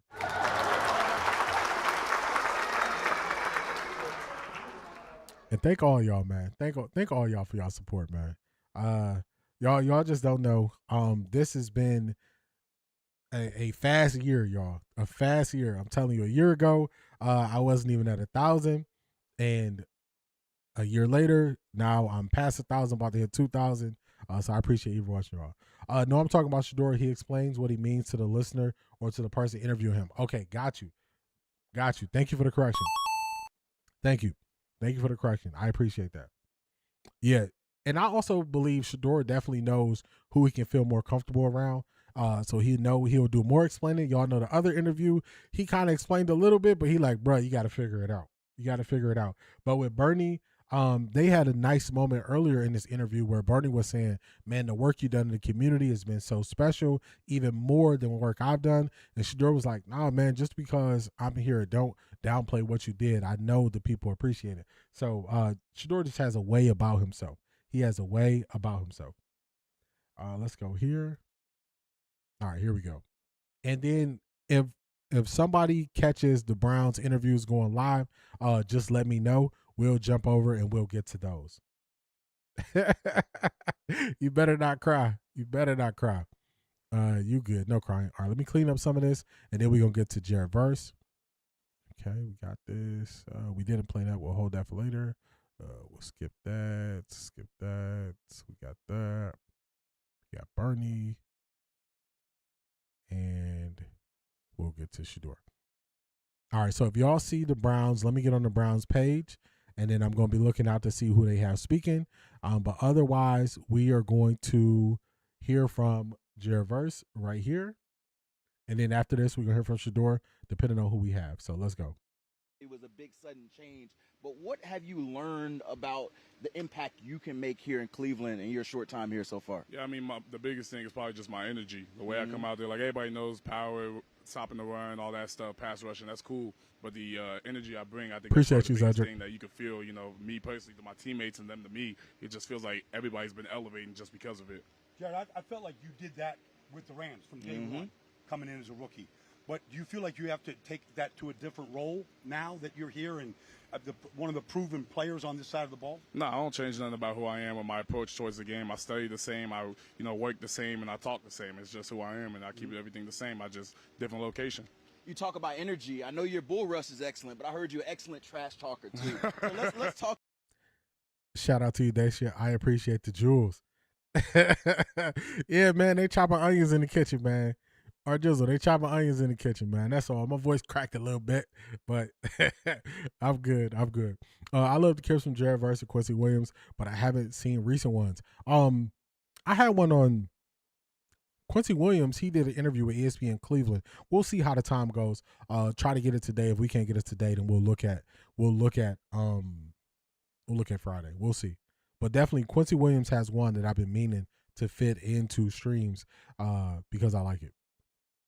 Wish we had a loud yapper on offense that could help Jill communicate even better.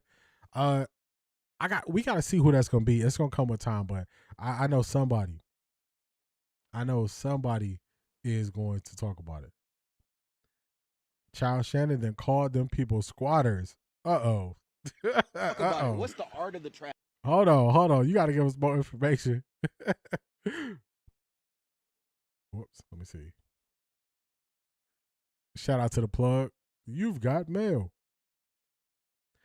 Scheduled to talk with the Browns, Jerry Jeudy, Dylan Gabriel, and guard Zion Johnson. All right. That's our breakdown. Okay. All right. So we're going to be looking for that. Which page was I on? I got so many pages here. I think I might have been here. Okay. Here we go. Jeremiah Love not playing tomorrow. Yeah. Running backs, man. They usually, especially top 10 running back, man, most likely not going to play. Trash talk. Take me through your strategy when you trash talk. First things first, you gotta be whooping ass. You can't be out there getting beat on. You can't be out there getting beat on, getting thrown around left and right. You gotta be out there working them. Quincy is my new favorite Brown straight dog. Yeah, the Joker is something else. I'm definitely excited for what he's gonna do. Yeah. So when you out there working them, you just keep talking to him. It's not even like I say anything personal or anything. I know some people go look things up about people. I don't do none of that. I'm just going to keep talking. It's going to be annoying. You're going to be like, but he keeps talking. It's going to take you out. And it just takes one play. You forgot your job, your assignment. I'm going to make another play. Now I'm all over you. What's your favorite guy to trash talk to? Do you have a memory of a quarterback or a player you trash talk to where you were like, I got in their head? Honestly, it was probably Deion Dawkins because me and him were going back and forth the whole game. He got in my head. I got in his. But I remember specifically he had left the B gap so wide. It was probably like 5 yards open. Yeah. And I was like, I'm not about to rush you 9 yards away from the center. So I walked inside in the B gap, and then he just got a false start because he had to get up and fix the gap and everything like that. It was just like, it was one of the funny moments because I'm like, I have a picture of me pointing at my head like, I'm in your head.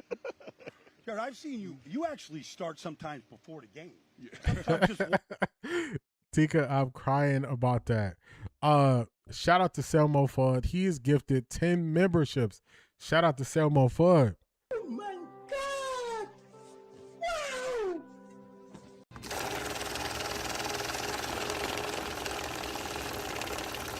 I got money. Shout out to Selmo Fudd for gifting the 10 memberships. Shout out to y'all. Please, shout out Selmo Fudd if you were gifted one of the memberships. Please shout out Selmo Fudd if you were gifted one of the memberships. Thank you, Selmo Fudd, for all your support. Here we go, Brownies. Here we go. Woo, woo. Here we go, Brownies. Here we go. Woo, woo. Here we go, Brownies. Here we go. Woo, woo. Here we go, Brownies. Here we go. Woo, woo. Shout out to y'all. So the Browns' first preseason game is, I believe, August the 15th. That following Monday, after August 15th, that is when we'll be introducing the 4 members only segment. So if you have a membership, there will be a segment during the stream where we'll be talking to members only. So everybody that got a membership, you'll get to partake in that really soon. You'll get to see the benefits and the perks of it. Shout out to Selmo Fudd. I appreciate you. All right. Zedric said they're live, so let's go. Let's turn this off. Let's refresh this. Jared Verse seemed like he is so happy to be there. That make my heart feel good. He is definitely excited to be here. All right, let's get it up on the screen. We got Jerry Jeudy first. The start of camp's going, new coach, new system, everything. It's going good, consistently learning new plays, learning the offense. We just taking it day by day. Jerry, you found yourself, I saw in a little bit of a Twitter thing the other day where people may have taken something out of context. Mm-hmm. And I was just wondering, how did you think, what did you think about that? That people were thinking that you answered a thing a certain way, but it was like manufactured or something, wasn't it? Yeah. The internet, they do what they do, flip a story and make it to something that it ain't. So, You know, I've been in the league for 7 years. At least 5 or 6 of the years, it all been a quarterback competition. Within those years, I think I'm mature enough and wise enough to not answer questions like that. For everyone to believe that I would answer something like that on social media is kind of wild, but you got to understand this what we in, and understand how everybody viewing the quarterback competition in this room. So every little thing is going to try to turn it into that, and you know, which I get, I understand, but like I said, I spoke on it. I said what I truly felt about the situation, and I leave it off from there. You know, if anybody want to believe, that's what they want to believe. I know what's the real. I know what the truth is, and that all that matters. What was that when you put up 4 fingers? And what was that? So the truth is, if you could watch the video, you could see it was cut. Then whoever did it scrolled up to make it seem like I was answering that question, which I wasn't. There's 1,000 questions popping up, rolling all at once. You know, I seen some guys saying I was throwing up for 4 PF. I wasn't. Some guy was saying it because my 4 color jerseys. But before the video cut, it was me and my daughter, and I showed the video. I showed my daughter, and somebody was asking like how old she is, and I threw up the 4 because she's 4 years old. But you know, everybody gonna make it seem like I should have been thinking this, saying this instead of throwing up the 4, knowing everybody gonna make it seem bigger than what it is. But you know, it's just part of the game we've been. What was that, like a podcast you were doing, or just it wasn't. I wasn't even just entertaining questions. It was just me and my daughter catching the trip here, and I just got on TikTok live and just to interact with the fans and stuff like that. But that's all it was. You know, if I don't even answer quarterback question here, why would I answer quarterback questions on the TikTok? So. Did you feel like you had to say anything to Shador or Deshaun about that at all? Yeah. You know, because you never know what other people are thinking about the situation. It's just like how y'all assume like I was throwing up for 4. You know, I don't know what they thinking in their mind, so I had to just go up there and let them clear it up to them and know what really happened and not what the media portrayed it to be. He said he was answering a question about how old his daughter was. So I don't know. Pretty dangerous out there. You know, that's just the world we live in. It's the social media life now. You know how things go. You either deal with it or, you know, it's just what it is. And it's gotten worse, hasn't it? Just even over. Do you feel like it's gotten worse just even in the last couple of years with things? Social media, nothing's real on there. You can't watch. You can't be on TikTok, Instagram, especially Twitter. Everything's is for clickbait and likes and stuff like that. So you can't. Whatever I see on social media, whatever they say about a person or do this about a person, I don't believe nothing I see on there until I meet a person in real life or get a true understanding of who they are. Because social media is all fake. Jerry, do you think now, 7 years in the league, do you think you can handle this more maturely now than you might have 5 years ago? Yeah, for sure. Probably 5 years ago, I just let y'all think whatever y'all want to think. But now, you know, sometimes you just got to clear up the message, because sometimes just letting people think whatever they think just going to leave a bad taste or a bad memory in their head. So sometimes you just got to clear stuff up like I'm doing now. Jerry, you talked about, you know, the number of times you've been in quarterback competitions over the course of your career, and the frustration. And, I mean, how do you not let that build up, you know, build into the frustration, you know, allow frustration to build up when you're having to deal with that? Because, you know, you're trying to do what you can do, but, you know, you're seeing a different quarterback seemingly, you know, every 3 weeks, it seems like. Yeah, you can't just let. You just gotta control what you can control. You know, I can't. It's just part of the game. I just gotta deal with it. You know, I can't control who at quarterback, what happens to the quarterback, anything. All I can do is control what I can control, and that's running routes, getting open, and catching the ball, making plays. Other than that, I can't say nothing or do nothing about nothing else but my job. Do you feel like Nah, that ain't it, y'all. Listen, man. He should have just said, I'm not going to answer any questions about it. As soon as he opened the door with Mary Kay asking that question, he was stuck. Man, don't answer no questions about this ever again. Don't answer none of these questions. Just say, look, talk to me about football. Talk to me about things that I can control. You open the door, and they're going to ride this thing out. They are not going to stop asking you about this. What's going on, Asante? What is going on? Man, oh, man.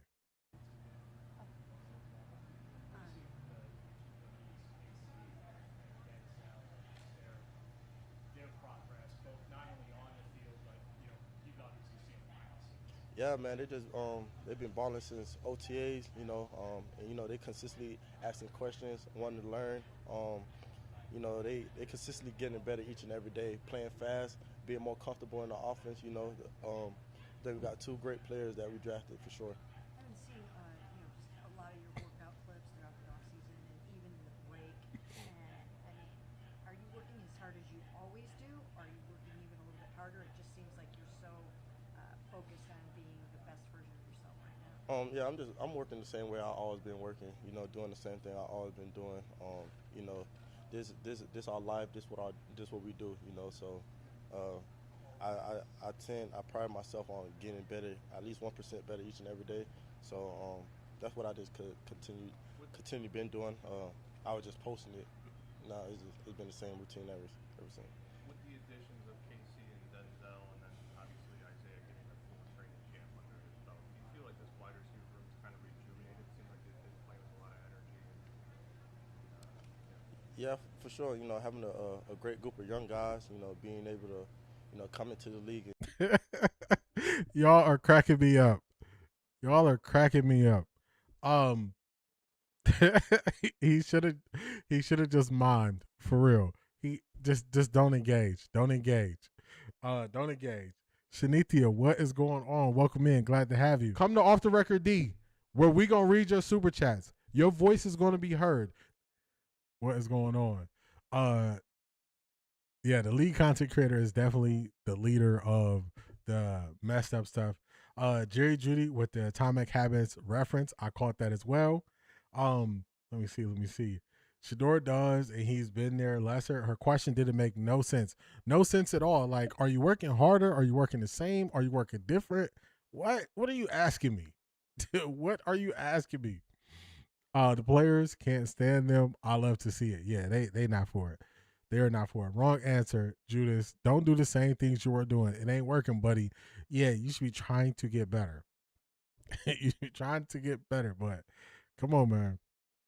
This definitely the Cleveland tabloids, for real. And, I made a few plays in the league, KC and Denzel getting comfortable with during camp, making plays. So, having a great group of guys that understand the offense, could make plays outside, inside is just going to help us all in general. So, Jerry, what gives you hope and or confidence that your year will be better than it was last year? I just know the amount of work I put in, and I know what I'm capable of doing. And I know last year, it was frustrating, but at the end of the day, I know what really was going on and what was happening in certain situations that, you can't control. Like, of course, I can focus more on the drops and stuff like that, and it's a lot of stuff that plays into that role, So, like I said, the work would give me confidence. The work I put in would really give me confidence. Is that the one thing about? Hey, man, he gotta stick to shorter answers. He has to. He was about to throw somebody under the bus, and he caught himself right there. Man, I know what was really going on, last year. Like, man, stick to shorter answers. Just say, you putting in the work. It's just, just take it easy. Just take it easy, man. Take it easy. Just say, look, I'm putting in the work. Just say I'm putting in the work. Jakey, what had happened was he was lying. He needs media lessons from Shador. I need to be an agent or a manager. Yeah, man. Just keep it short. I think the head coach forgot to tell Jerry Judy he's the one in the real battle. Yeah, he got to keep it short. He telling it like there's more stuff going on. Y'all don't know. No, bro. Keep it short. Keep it short. Your game from last year that you want to wipe out. Oh yeah, I mean, yeah, for sure. As a receiver, you know, your job is to catch the ball, you know, and you know, we pride ourselves in catching balls and making plays, you know. So that's the only thing I really like. Feel like that was something big that I needed to work on, you know, and yeah. How did it feel to be going? This is the last Mary Kay game. Is there anything unique about Tottenham's offense that makes you excited in terms of the passing game you were asking the receivers? And then did you watch like any clips of guys in Baltimore or before, like for what you might be asking here? Yeah, I actually did. You know, I watched some few clips from the Ravens this past year. You know, and this offense, you know, I'm excited because it all gets you in the right formation, the right play against the right look. So I think that's a big jump and big step forward for this offense, is the quarterback being able to change the plays or have 2 or 3 plays in one just to get in the right look and the right play call against the defense. So that's going to be helpful a lot.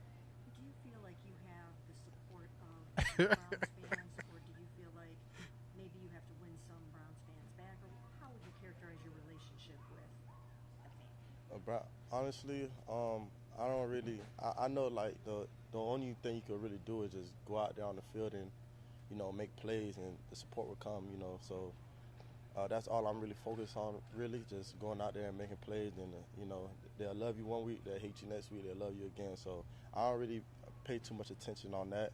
I just pay attention on getting better each and every day and making plays on Sundays and doing whatever I need to do to help my team win. Appreciate it. Thanks. Appreciate it. The PR guy was trying to cut it off.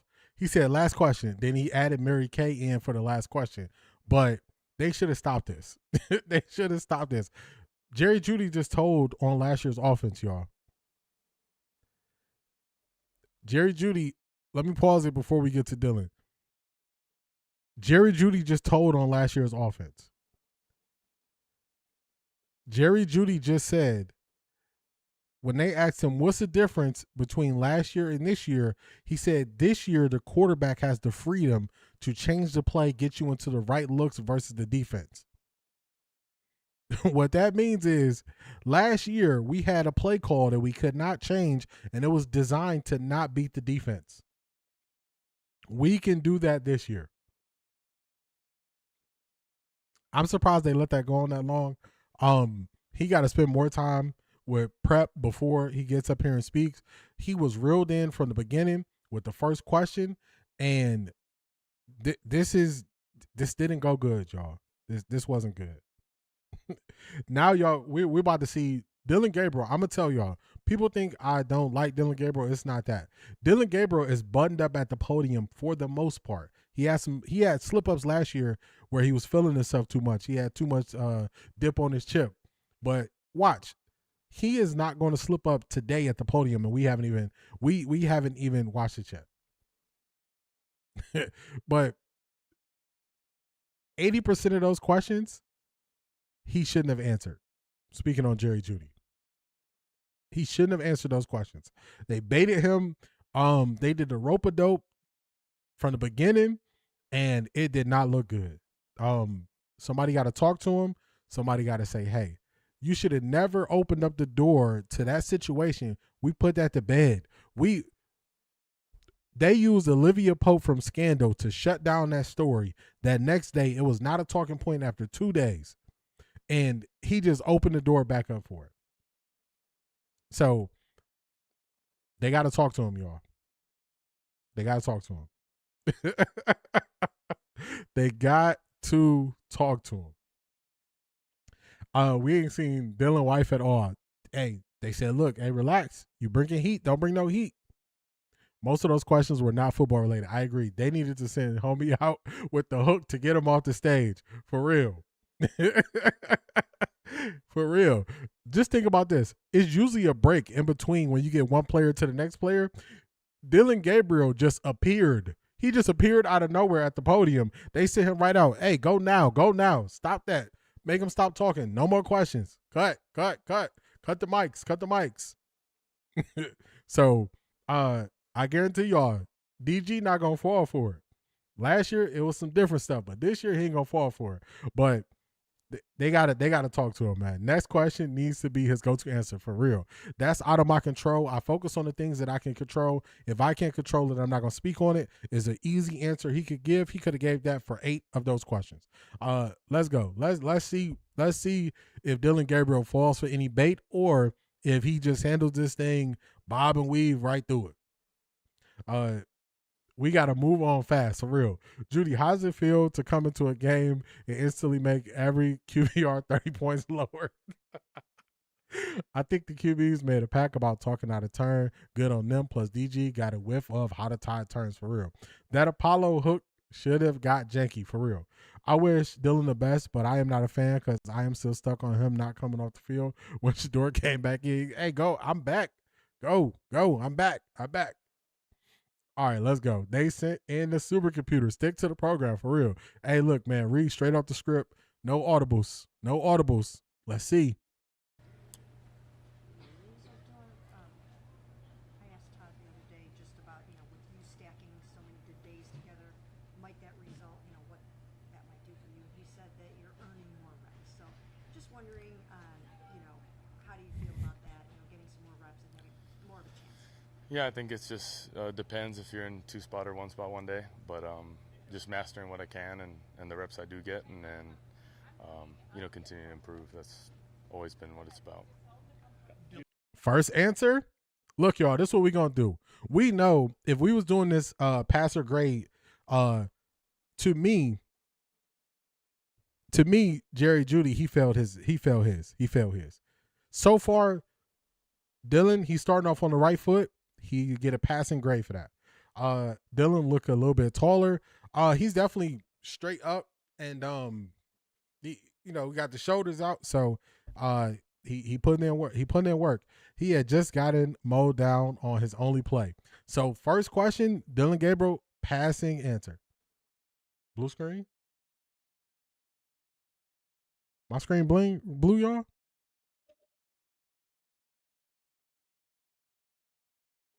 Did he say he earned more or that he's building towards that? They definitely making a spot hot for Dylan. He doesn't play well when the lights come on. Let me double check. Make sure my stuff ain't go off. Let's double check. Okay, screen is good. Okay. You had me nervous, Art Jizzle. You had me nervous. Passing grade on the first question. He just said, hey, I just go out there. If it's a 2-spot or whatever it is, I just do what I do. So passing grade. Thank y'all. I got nervous. All right, let's go. You talked back in April about just running your own race. Just that mindset. How much, where did that mindset sort of come from? I mean, how much is it drawn from kind of your own college experiences, what you kind of went through at UCF and Oklahoma? And, how can you kind of maybe expand on that? Yeah, I just always have done it. Maybe I verbalized it like that day, but I'm always just worried about what I got to do to be at my best. I've had a lot of good reps at that, so just trying to continue that. Does this camp feel any different for you, Dylan, than a year ago? Yeah, you're not a rookie anymore, so you know what to expect, know how to go about your routine and make it better. So day to day, it's just a lot easier in knowing when to put what time and energy into. Did you at all feel disrespect? There you go. So far. Oh, blue screen is Dylan OffThaRecordDee. Okay, got you. I'm like, oh wait, I'm blue. So far 3 questions. He ain't slipping up. 3 questions. He ain't slipping up. Never disrespected. I don't take things personally. It's a business. I'm focused on what I need to do to get better, and that's all I'm focused on. I'm present with that. And I know all the focus has been on Shador and Deshaun, but do you feel like getting the more reps that you have a chance to win the starting job? I'm really just focused on mastering my reps. I really appreciate Danny Breyer and James Cook. James Cook and Demetric Felton, big on walkthroughs in the morning, helps set me up for a good day. And then afterwards with Danny Breyer, just a guy I've really leaned on, getting coached up by, and 3 reps or 5 reps, talking through it as best you can and improving. And then same with Coach Baker. He's been really good for me. Are you comfortable in your new number? he is not falling for it. So all I'm doing is I'm just highlighting the difference between how Jerry Jeudy took the bait every single time. Dylan Gabriel not falling for the bait. They trying to get him outside they trying to get him to say something crazy, and he's not doing it. He's not doing it. So it seemed like he practiced. He was ready for these questions. He was ready for these questions. 5 for 5. Don't take the bait. He's not taking it. He's not taking the bait. Yeah, I'm kind of don't really care about numbers. You know, my freshman year in high school, I remember I got pulled up to varsity board 96. So You don't have an attachment? No attachment to any numbers. I mean, there may be some cool things to certain numbers that everyone kind of tells themselves once they get a new number, but for the most part, it's just a number. Did you feel like maybe you were heading towards 96 with all the single digits that were taken up? I let my boy Corey handle that, but yeah, whatever. It's only been 6. Hey, he not falling for it, y'all. The question about the number, he is not falling for it. I'm telling you, they throwing everything. They throwing the kitchen sink at him, man. They are throwing the kitchen sink at him. He is not falling for it. He not falling for it. Does he ever talk in terms of QBs or a team and they work together to help each other? I don't think I've heard him give that answer. We're gonna see if they ask him something similar, but he not taking the bait. He not taking the bait. Props to him after what we just saw from Jerry Jeudy. The number one could have been one. They could have got him. He ain't falling for it. 6 days in this new offense out here. Yep. What do you think the state of the offense is? Like you said, 6 days. It's hard to tell. It's very early. I think as we get into it, it'll be interesting. But you know, for an older coach, it's pretty cool to see Coach Monken be just open to creativity and kind of flexible that way. I think, you know, sometimes you can get the label as an old coach that, you know, you're stuck in your ways, but he's been very adaptive. So in that edge, I would just say he's very creative. So do you think fans will be able to see a visual difference between? We hope so. We hope so. Yeah. Are you moving out of the pocket more than normal? I'm not sure. I got to see the percentages. We'll look at the percentages or something. Throwing on the run more every day, going right in left. I think there's just benefits to moving pockets, obviously helping up front, and then depending on what groups you go on, what you're working. But for the most part, I think everyone has some sort of move in the pocket for each install. Just so happens I get those reps. So. Dylan, so far early in camp, it's felt very competitive, offense versus defense. Todd said it's been fun so far and kind of the level that you want. What have you gotten from the look that the defense has given you, the plays they've made on across the offense? What have you gained from that so far? Yeah, schematically different because of Rudy. But with anything, I think that's good for us. The more you see, the better. And it's challenging. So, yeah, a bunch of different coverages. I won't even get into that, but yeah, a lot of different things. So there has been 11 interceptions in 6 practices and 2 periods. Is that the result of the disguises as much as anything, do you think? I think it's just competitive. You play a lot of plays. Shit's gonna happen. You gotta adjust, but you know, you try to emphasize not turning the ball over, but guys are playing football and things are happening. It's only been 6 days, but do you feel more comfortable in this system and where you're at now versus last year? I know you said you're more comfortable because you're not a rookie anymore. Yeah, I just say year 2, you know what to expect, and what I keep emphasizing what to put your time and energy into and not. So in year 2, you're able to attack it different. Plus, you have a full off season, so kind of just being able to study the plays throughout the spring, and then even in the summer, I feel a lot more prepared than last year, obviously.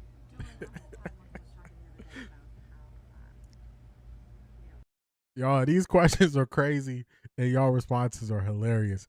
Man, oh man, just the lack of football understanding. Get an antique, get it up out of there before he cracks. Yeah, it's getting to the end where he kind of they hitting him with the kitchen sink, y'all. They throwing everything at him, and early on he knew he was ready for it. On these questions, kind of even throwing me off towards the end. So, they got to do better. They got to do better. He did. Our Jizzle caught that. He did say usually older guys are stuck in their ways, which I think he was calling out Todd Monken's age and highlighting they weren't flexible last year. So you definitely caught that. Quarterback control is important in his offense and line of scrimmage, operation, all that kind of stuff. And he cited the fact that you've been in so many different schemes and have had to learn so many different things. Yep. So do you feel like you're just picking it up pretty well and that you have a real nice I don't think picking up offense has ever been a problem for me. I think conceptually, like if you see it, a lot of people run the same shit. It's just how you call it, and then how do you get to things. You know, in a man versus zone or a 2-high, 1-high. Do you want a all call where you can play it split field in one play, or do you want to get to a premier play where there's multiple winners against a certain coverage?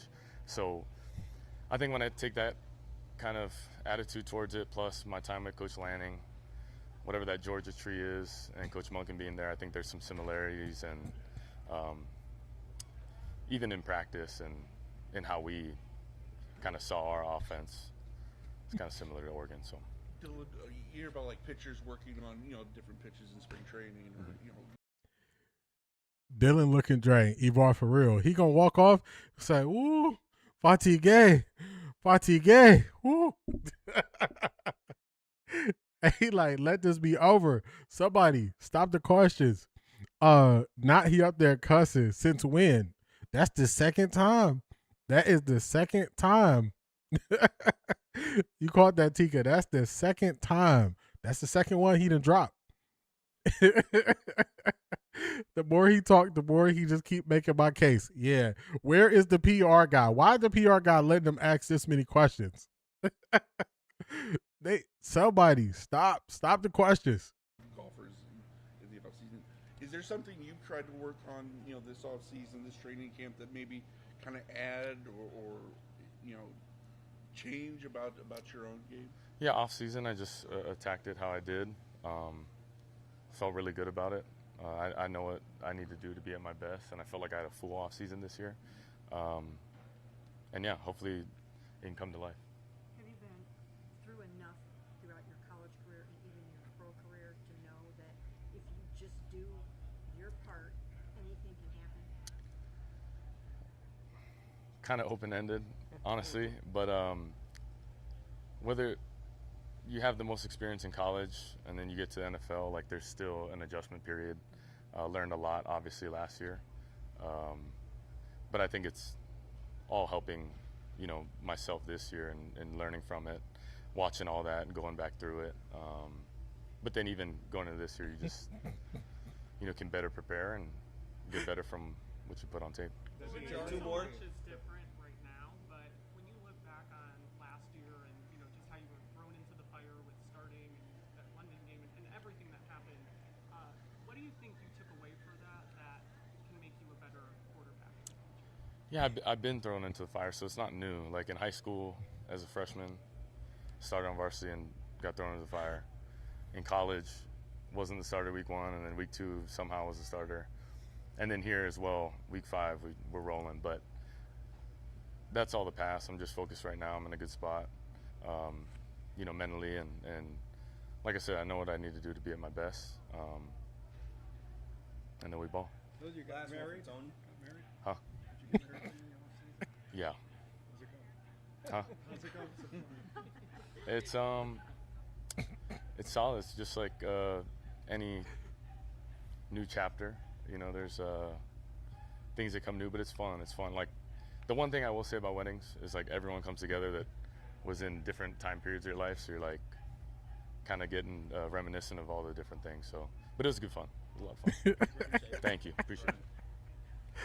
Oh man, he just started running at the end. He just said, "Get me out of here."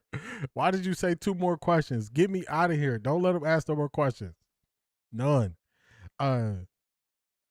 How does it feel? Let me see. Let me get your question. How does it feel to not be the favorite to have special treatment during the QB competition where it's earned, not given, since your agent connects aren't here? Shut up, DG. Yeah, it's totally different. Totally different. We had Charmaine pop in. What's going on? Charmaine, welcome in. Hardest working woman in Ohio.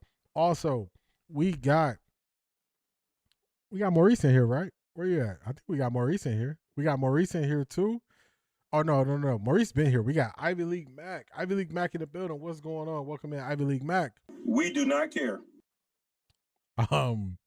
Man. So I was ready. Thrown into the fire with first team reps. Okay, for real. I was ready for DG Dylan Gabriel to just knock that out the park. He was doing well. At some point, it took a turn, and I don't know what happened. I don't know if it's they're tired, but they asked him 5 too many questions. 5 too many questions. They should have stopped. Somebody should have threw in the towel. It was too much. It was too much. They should have jumped in and said, "Hey, look, man, we got to protect our guy. Stop letting him ask these questions." Then he got too thrown into the fire when he was getting reps like a first round draft pick all from the beginning. So it's just interesting when these guys express how they truly feel. But I just I don't know how it started so well and went so bad. The wheels came off that interview, for real. He couldn't fake it anymore. Yeah, he started cussing. I'm like, dang, when he start cussing. So it just man, maybe everybody having a rough day up there at the podium, y'all. Maybe everybody up there is having a rough day at the podium. I'm really curious how it feels being agreed as AB's main miss in the past 2 A+ draft classes. That must be weight. That must be weight on his shoulders. The wheels came off. Yeah, it just it was going good. The next thing you know, it was going good until it wasn't. And it wasn't going good fast. It wasn't going good fast. We look at it like he was giving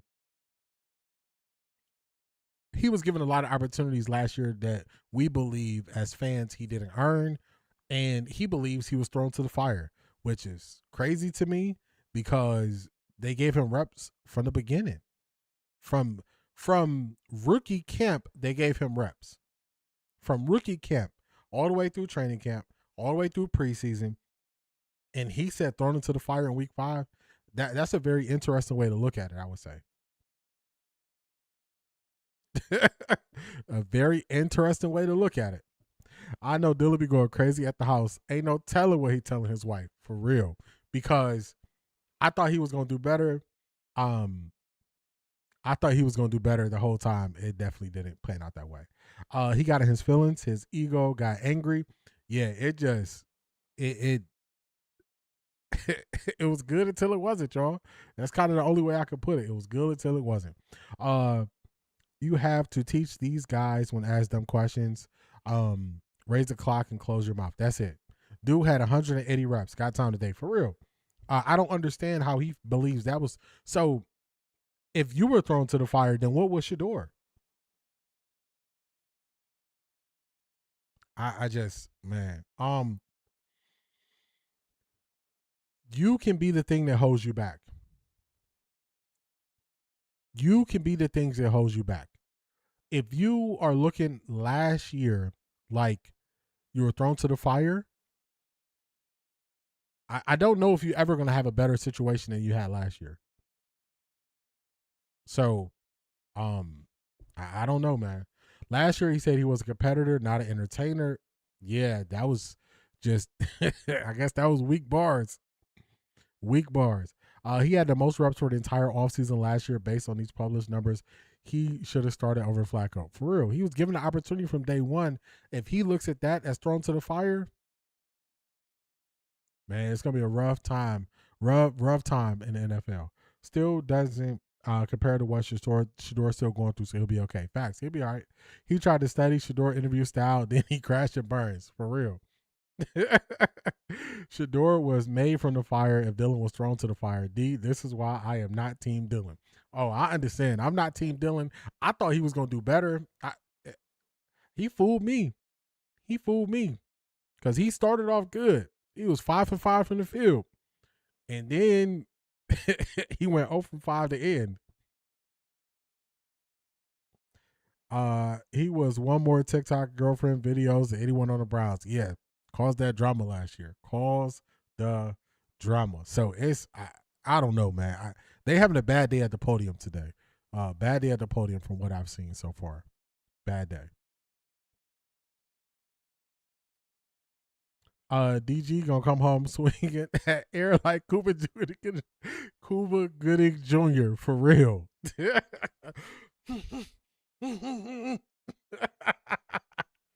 That scene is hilarious. Hilarious. That scene is hilarious. Let me see. All right, we got a couple minutes until Coach Monken is gonna go up. So I got this other interview I wanted to play from Shador. So I'm gonna get this up. We're gonna play this until the Todd Father comes up. Let me get this up. Dylan turned around when he made a smart comment about Monken age. Yeah, just and our Jizzle caught it in real time. DG probably realized he doesn't deserve those reps because they clearly didn't turn him into a starter NFL QB. They did not.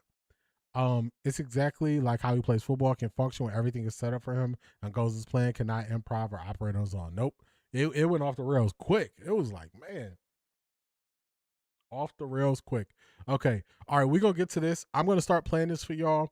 I'm going to be right back, but I'm going to give y'all something to watch until I get back. Give me 1 minute. I'll be right back. Everybody, let me play this. Whoops, wrong button. I will be right back. Check out this from Shador from NFL Network. Here we go. In stores, I see them around the city, and you can see the impact. What does it mean to you that you are so impactful to so many people in your fan base? Well, I say that's what we dream of. That's what we dream of. Just as being a person that works so hard on this craft. That's honestly that's all I hope for. You know, the rest is just having a production on the field and doing what I have to do. I guess there's a quarterback battle going on, Shador. That's what I read. You know, I'm first day here. Have you ever been in a quarterback battle at any point in your life? Yeah, I have. It's been me versus myself. Okay. Yeah. That's how you look at it. Yeah. And even now, it's like it's even the same way. Deshaun goes against himself every day. I go against myself every day. Dylan goes against himself every day, and Taylor does too. So, like, we all just battle ourselves versus, like, it's not each other because it's not like we're going against each other. Right, for sure. You're your own harshest critic. Yeah, we're going against the defense. Yeah. So it's like, if anything, it's offense versus defense every day. Okay. Then not. So let's talk Shador versus Shador, or Shador versus the defense. Yeah. You know, I talked to Todd and AB, and they talked about how much you've grown year one to year two and the mental aspect, the progression aspect. Can you maybe take me through what that journey's been like for you year two from a mental standpoint? I would say just getting away from the game and looking at things from a different point of view, and then a point of view that I'll be able to work throughout everything, through the good, the bad, through everything. Evaluate myself and see what I need to improve on, and really look at everything in my life. I should be investing everything into this, and that's what I've done. So what's your internal evaluation of you at this stage of your NFL career? I would say I'm thankful for being able to make it through last year and being able to keep going. That's one thing when adversity hits, it's about, are you gonna keep going? And that's what I did, and that's what I'm most proud of myself of last year. So then now I'm in a space of where I'm learning every day, learning all these different things that will make the game easier. It's like even, vets in year 10, 12, whatever, they learn every day, so I take the same approach. And Shador, you're learning a lot of new teammates. You step in the huddle today, there's 5 new starters on the offensive line. Mm-hmm. What has that relationship been like? And yeah, it's all different from a year ago. Yeah, we don't. Like, the thing that I appreciate about this team is we don't look at ones, twos, anything like that. We look at each other as like brothers and teammates. So it's like we all have relationships with each other, and each time we take each rep with each other, then the relationship grows. Mm-hmm. And even outside of this, like even outside the facility and everything, like we hang out with each other. We naturally run into each other just in similar places doing the same thing. I've heard a couple of your teammates describe the Shador aura. What does that mean to you? What is the aura that you provide for maybe your team in the huddle? Maybe that extra factor when the clock is on and the set is up. It's go for the Hut. I mean, I just am me, so I can't really explain that. Mm-hmm. That's something somebody else would have to tell you and explain what I am to them. Right. You know, I'm just myself. I've always been myself, like since day one. So, you know, maybe a lot of people not used to people being themselves every day. For sure. For sure. That's what it is. Like Yeah. I'm just happy I'm myself every day, and like I have nothing to complain about. I thought that was an interesting question to even ask him. Like, you know, what is this Shador aura? How's he supposed to describe how people feel about him when they're around him? That's not for him. I want to show y'all something that Tika sent us, so let's get to it. We got it here.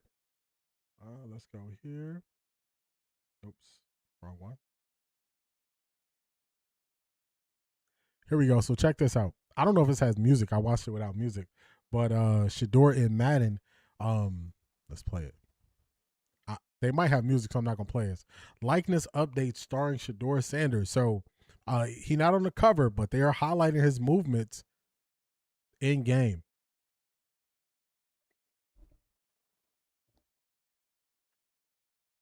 So even Madden is saying, look, we got to take advantage of this. We got to take advantage of this. I want y'all to see this until they let Shador get off his signature highlight, which is here.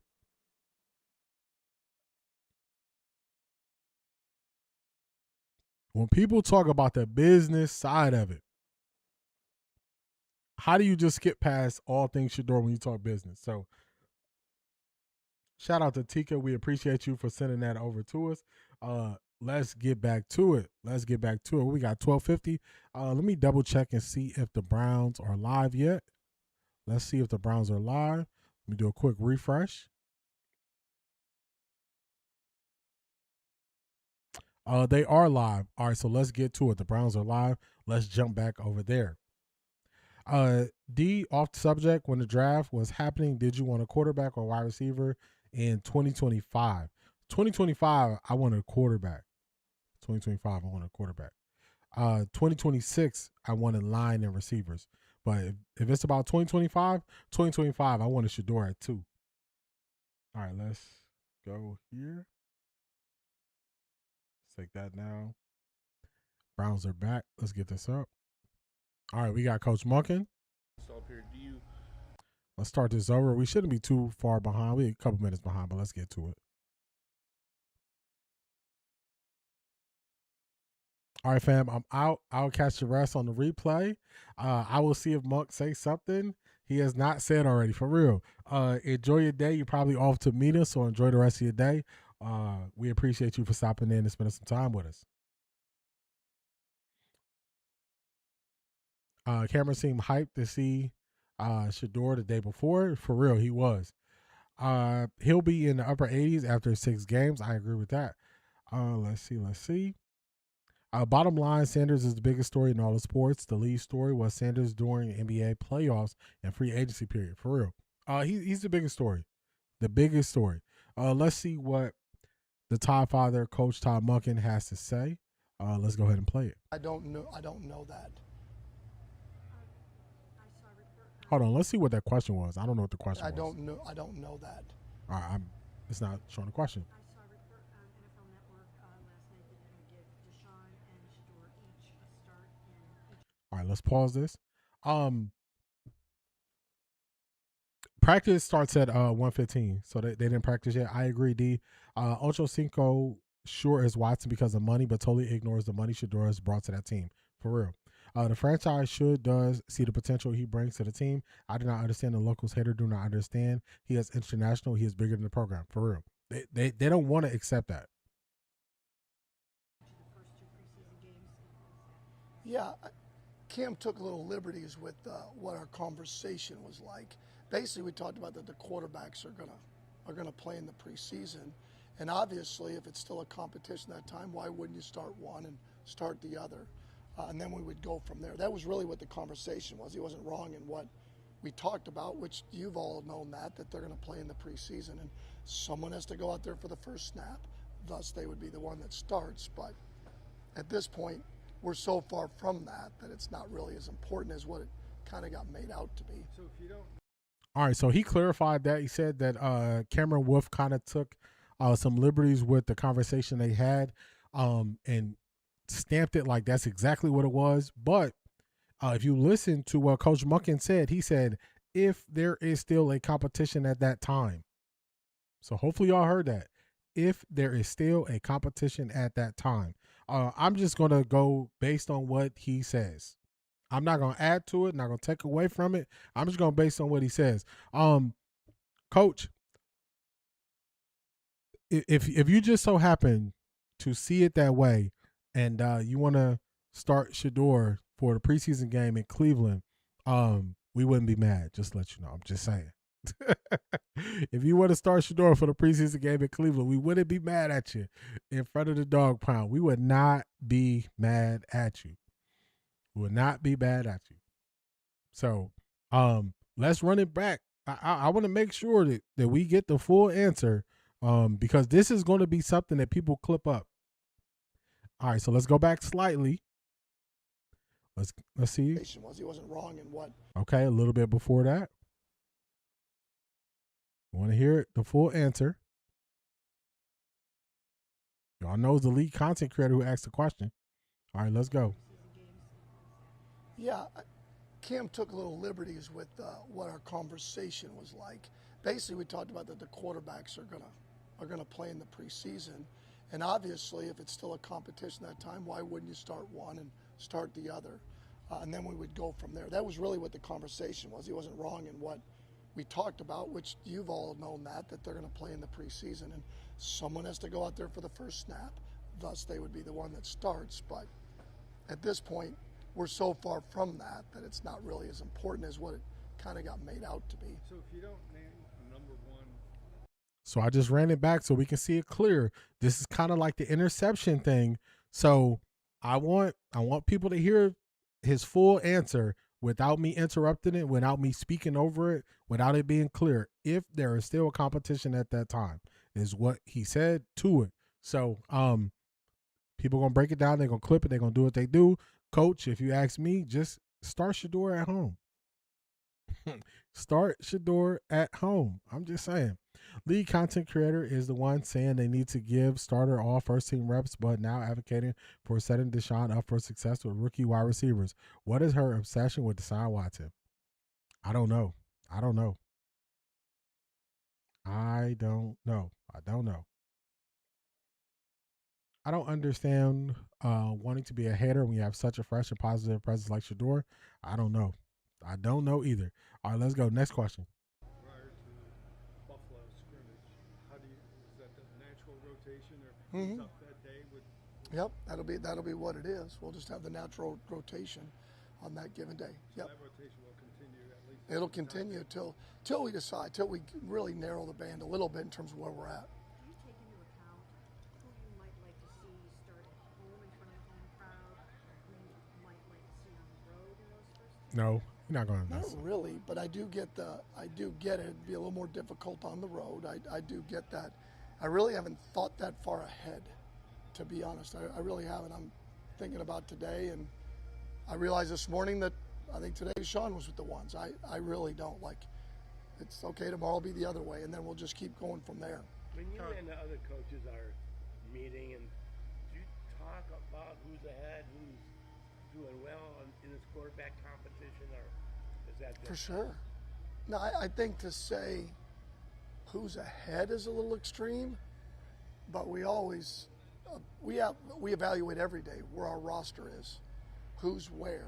Try not to knee-jerk react on the one day. That's hard to do.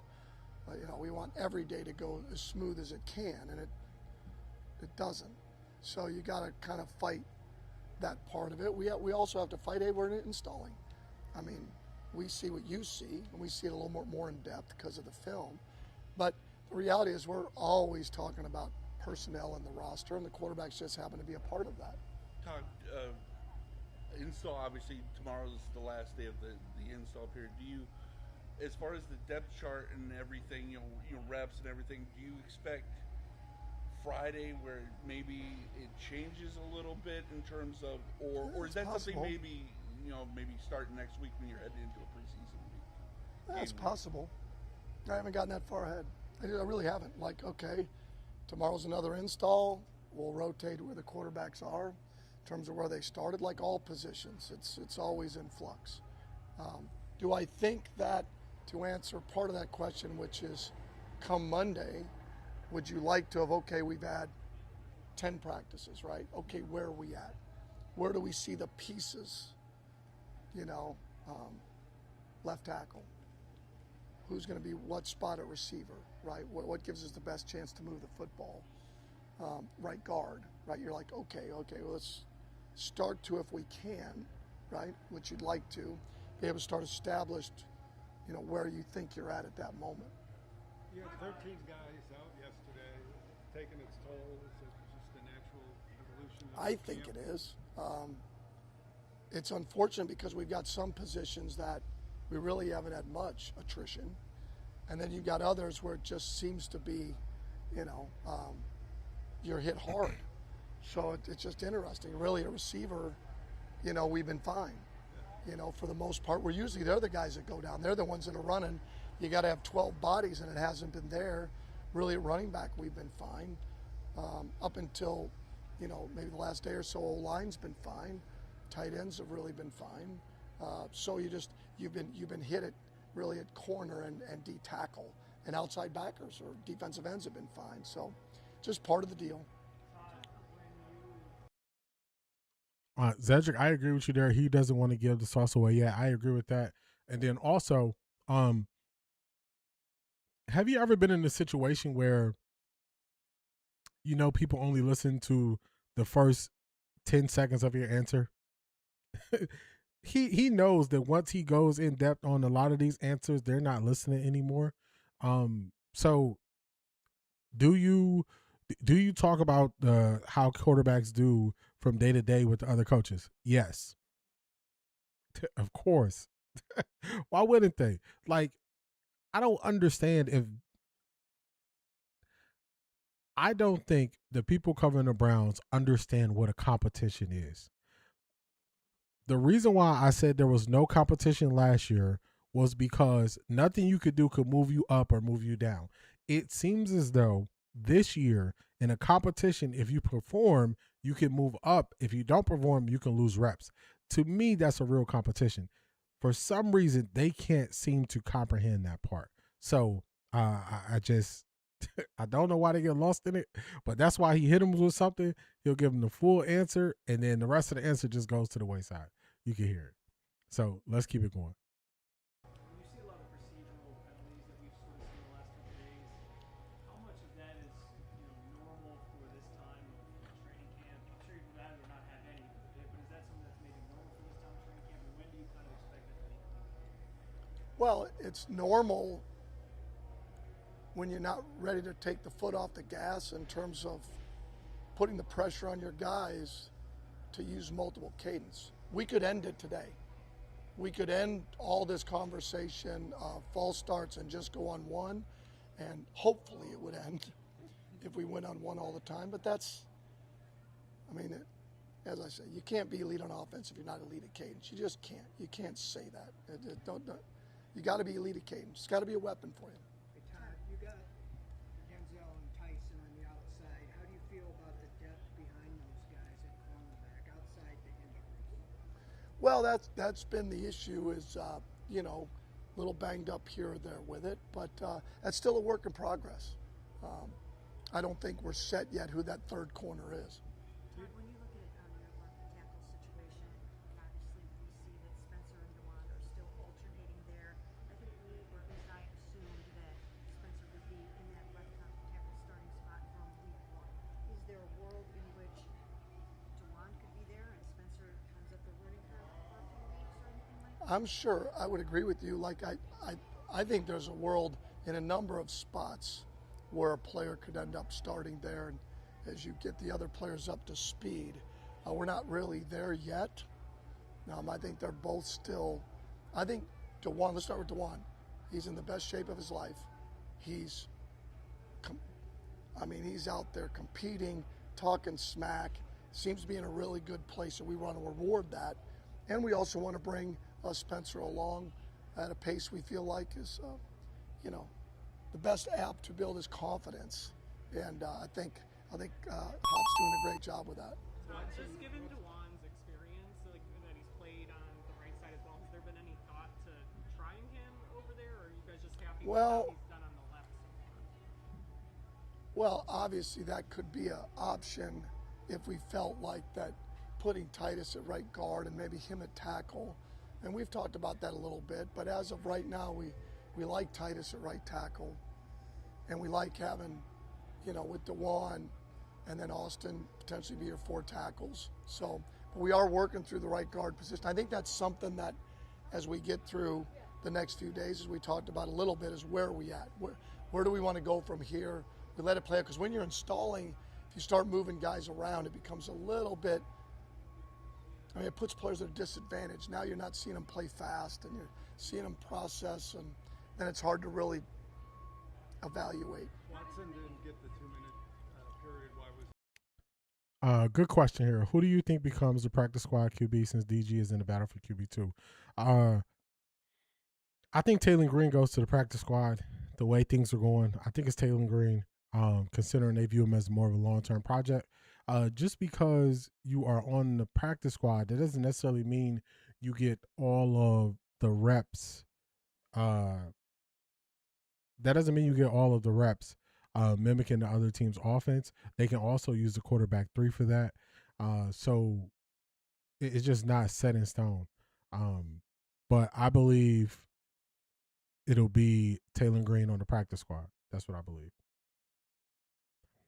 I just don't think they can release Taylor Green. Keeping 4 seems impractical. The thing is, Taylor Green could agree to not leave unless somebody is going to put him on their active roster. So if nobody's going to put him on the active roster, then he could decline going to a different team from the practice squad. Titus moving to right guard, interesting. I believed he played some right guard previously in his career, if I'm not mistaken. That would be a very, very big right side of the line where you could put DeJuan Jones at right tackle. He played right tackle in college. Definitely was more comfortable there. If they play Taylor Green in a preseason game, he will look great and at risk for a pickup. I would agree with that. I think they'll probably give him a few snaps towards the end. But like Zedric said, if they put him as protected, then he's good. You only really lose him if they're going to take him right to the active roster. And I just don't know if a team will take Taylor Green and put him right to the active roster unless they had a bunch of injuries. Or they can use him in a protected status, which is an option too.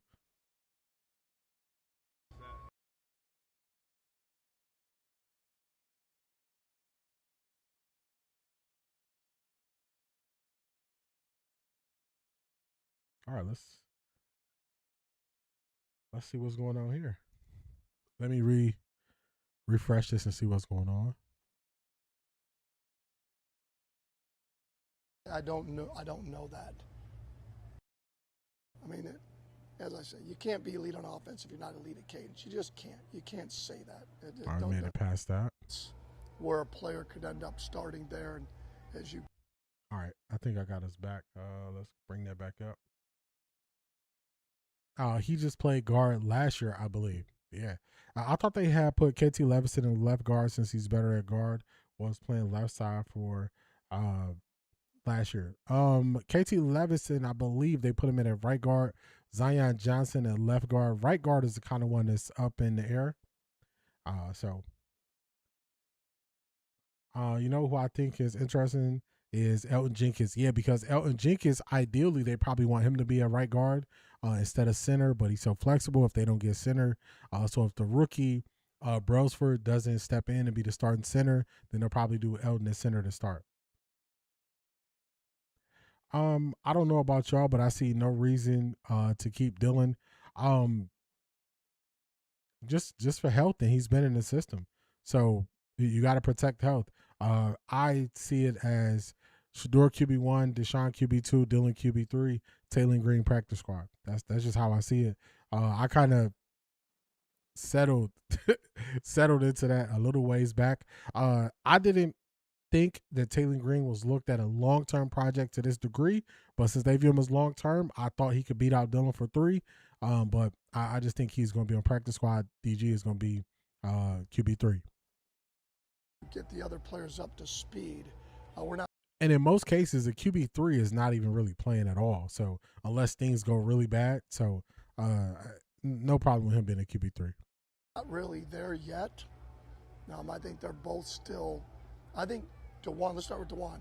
He's in the best shape of his life. All right, so we got past this question. We had a little glitch in it, so we'll scoot forward to the next question. Should be about here. Been any thought to trying him over there, or are you guys just happy Well, with how he's done on the left so far? Well, obviously that could be an option if we felt like that putting Titus at right guard and maybe him at tackle. And we've talked about that a little bit, but as of right now, we like Titus at right tackle. And we like having, with DeJuan and then Austin potentially be your 4 tackles. So we are working through the right guard position. I think that's something that as we get through the next few days, as we talked about a little bit, is where are we at? Where do we want to go from here? We let it play out, because when you're installing, if you start moving guys around, it becomes a little bit, it puts players at a disadvantage. Now you're not seeing them play fast, and you're seeing them process, and then it's hard to really evaluate. Watson didn't get the 2 minutes. And pause this.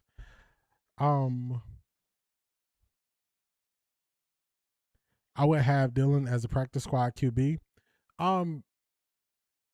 Then you run into a situation that we kind of had last year. So Todd Monken says he wants ideally the starter to get about 50+% of the reps, the one.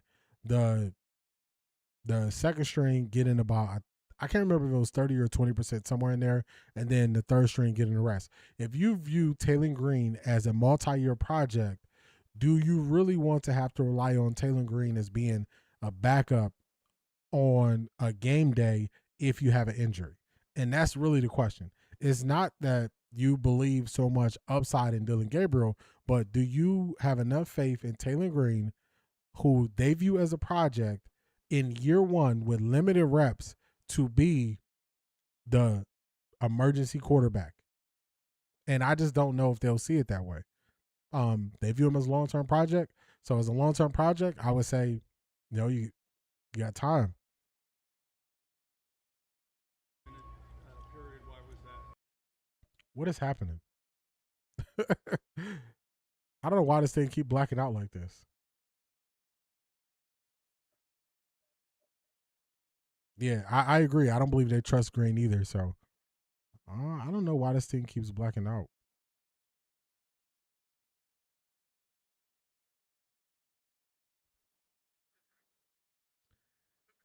All right, it's blacking out again.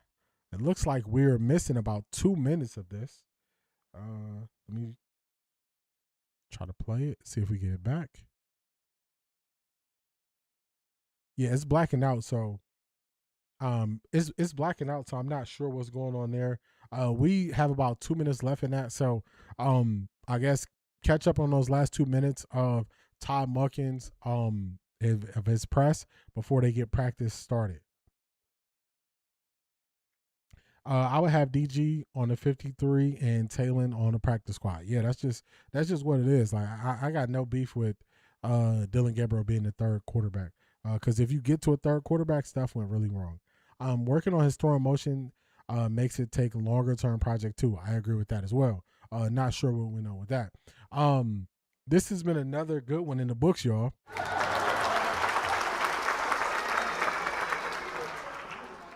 Another good one in the books. We are back at this thing on Friday, 10:30 Eastern Standard Time. We got some good laughs in this stream, some amazing laughs. shout out to y'all for being here. We got some amazing support. This was a successful launch of YouTube memberships. So let's just shout out to everyone who supported. Shout out to Selmo Ford for signing up for the membership. Shout out to Keith Hunt, Jersey in the building, for supporting. Shout out to Selmo Ford coming back with the support. Shout out to R Jizzle signing up for a membership. Shout out to Marie signing up for a membership. Shout out to Black Pearl with the membership. Shout out to Laurie with the membership. Shout out to Miss Brown with the support. And shout out to Selmo Ford gifting 10 memberships. This has been another good one in the books. Definitely check out the remaining of Coach Todd Monken's presser. We'll be back at this thing on Friday. Keep eliminating the gray. Peace, everybody. I'll see y'all soon. Thank you.